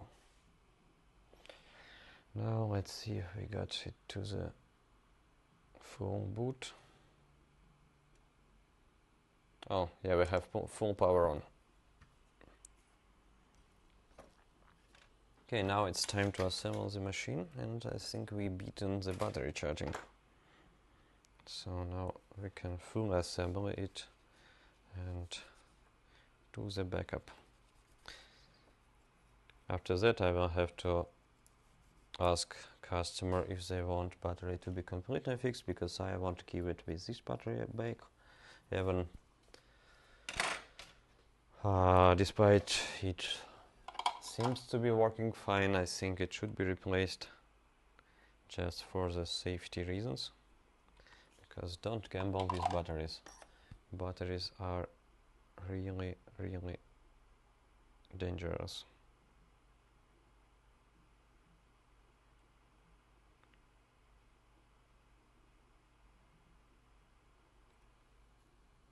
Especially if you have like laptop charging overnight and then this fucking bump on it causes it to kill it. And you as well.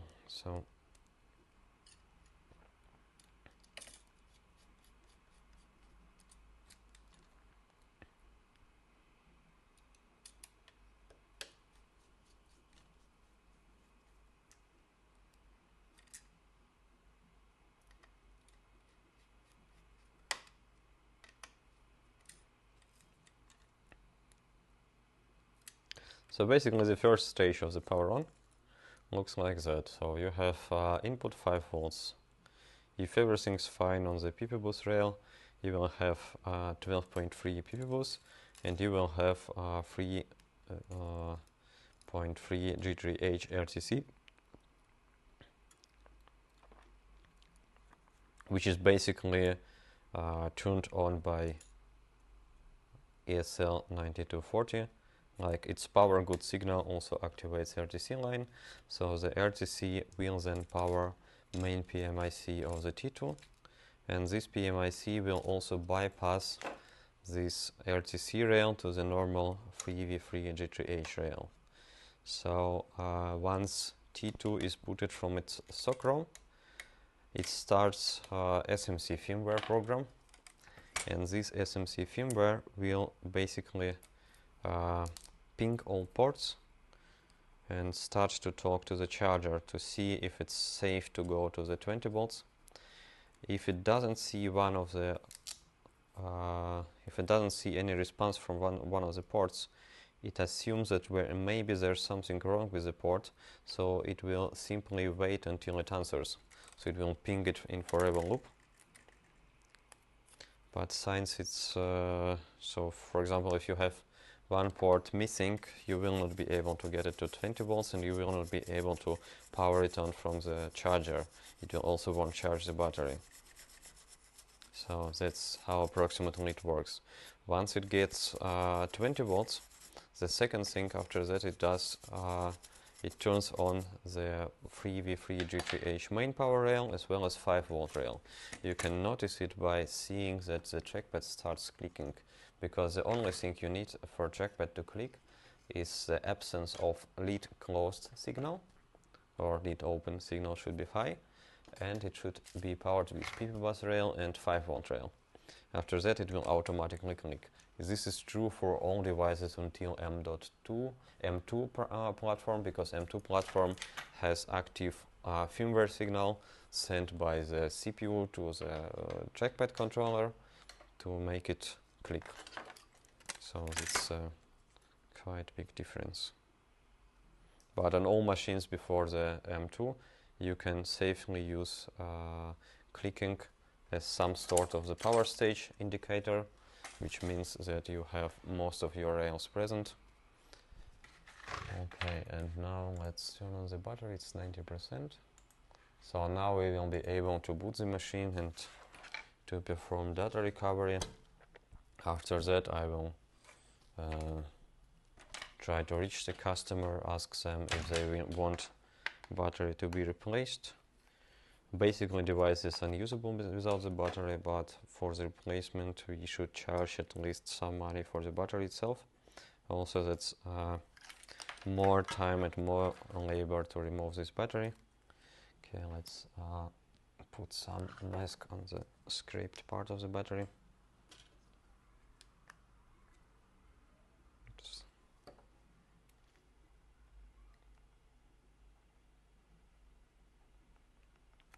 Just in case.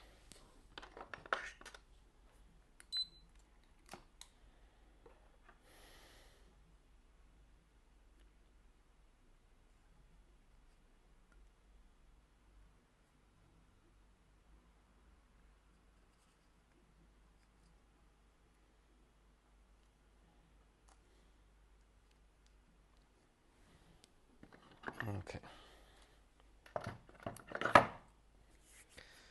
So now let's put the logic board back in place.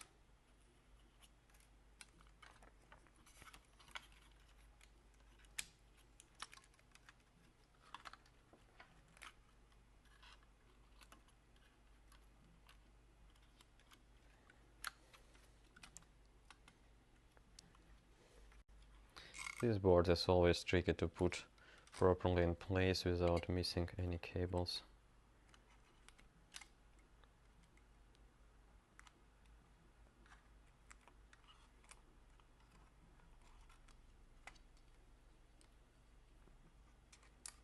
So you can use paper tape to keep cables in place, but I usually don't bother.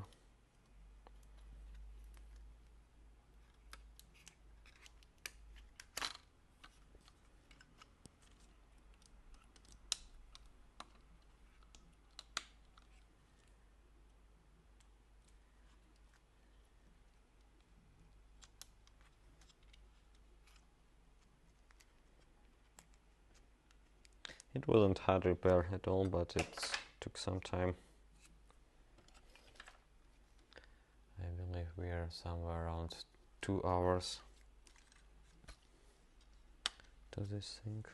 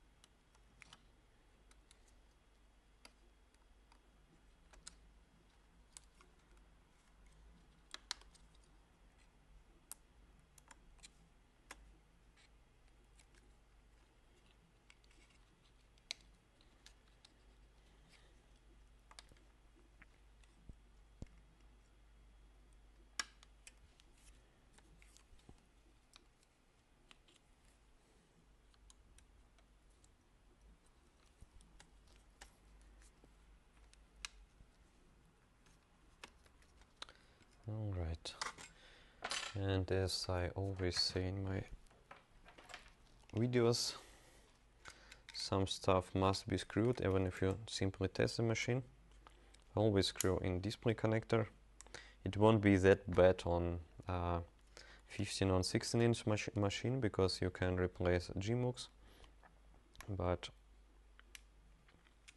you'd better not do so.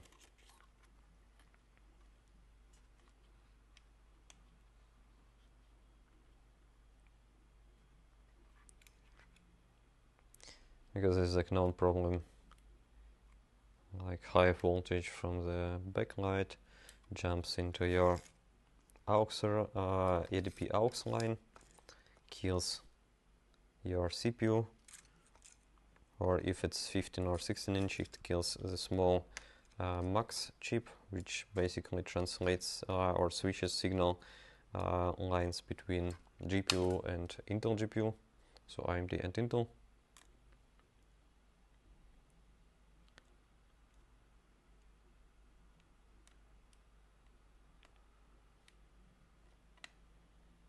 So display should be always screwed in. Okay. Now let's connect the battery.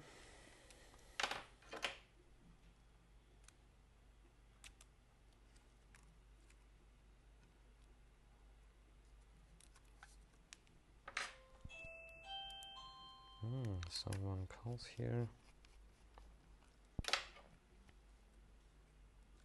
Let's check.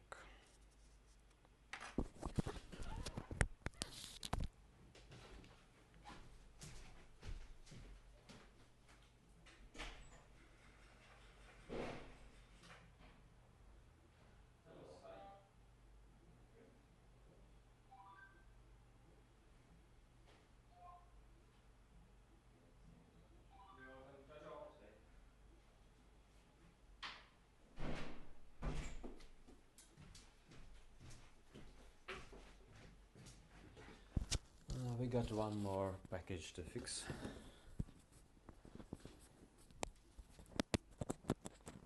There will be a fun one, like the drilling the board to figure out the reset line for the audio speakers. Okay, let's check once again. Everything's connected, and now let's see.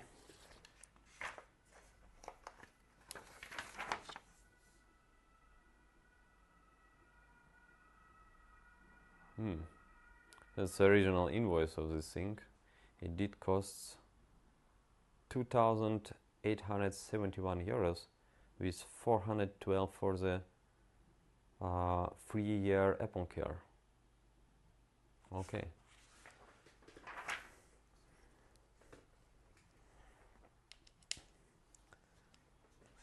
but Apple Care didn't really fix it or help it.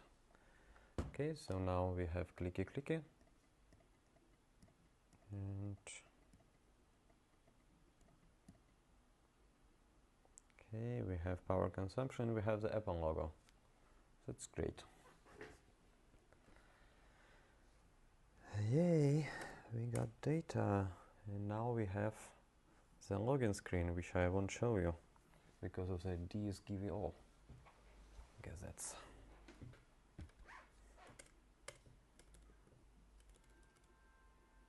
okay. Now the seconds are like the last step here would be to back up all data. I usually do backup in two ways. I partition the drive to the two partitions.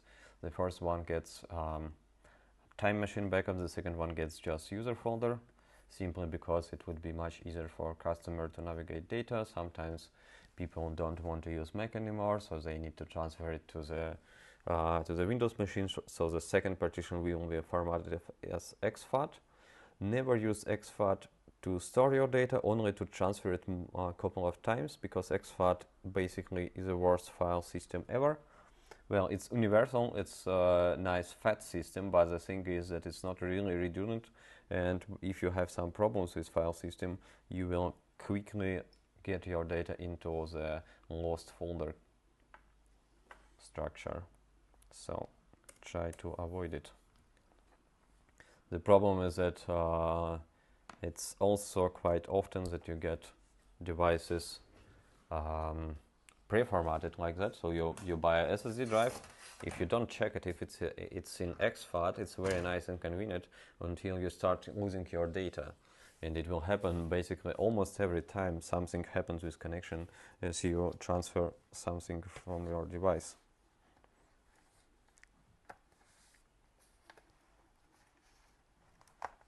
Okay.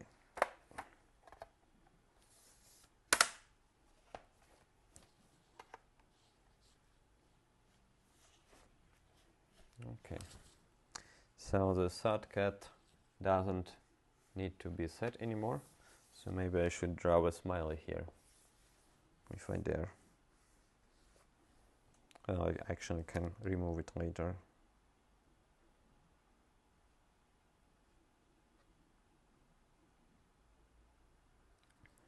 So now it's smiling.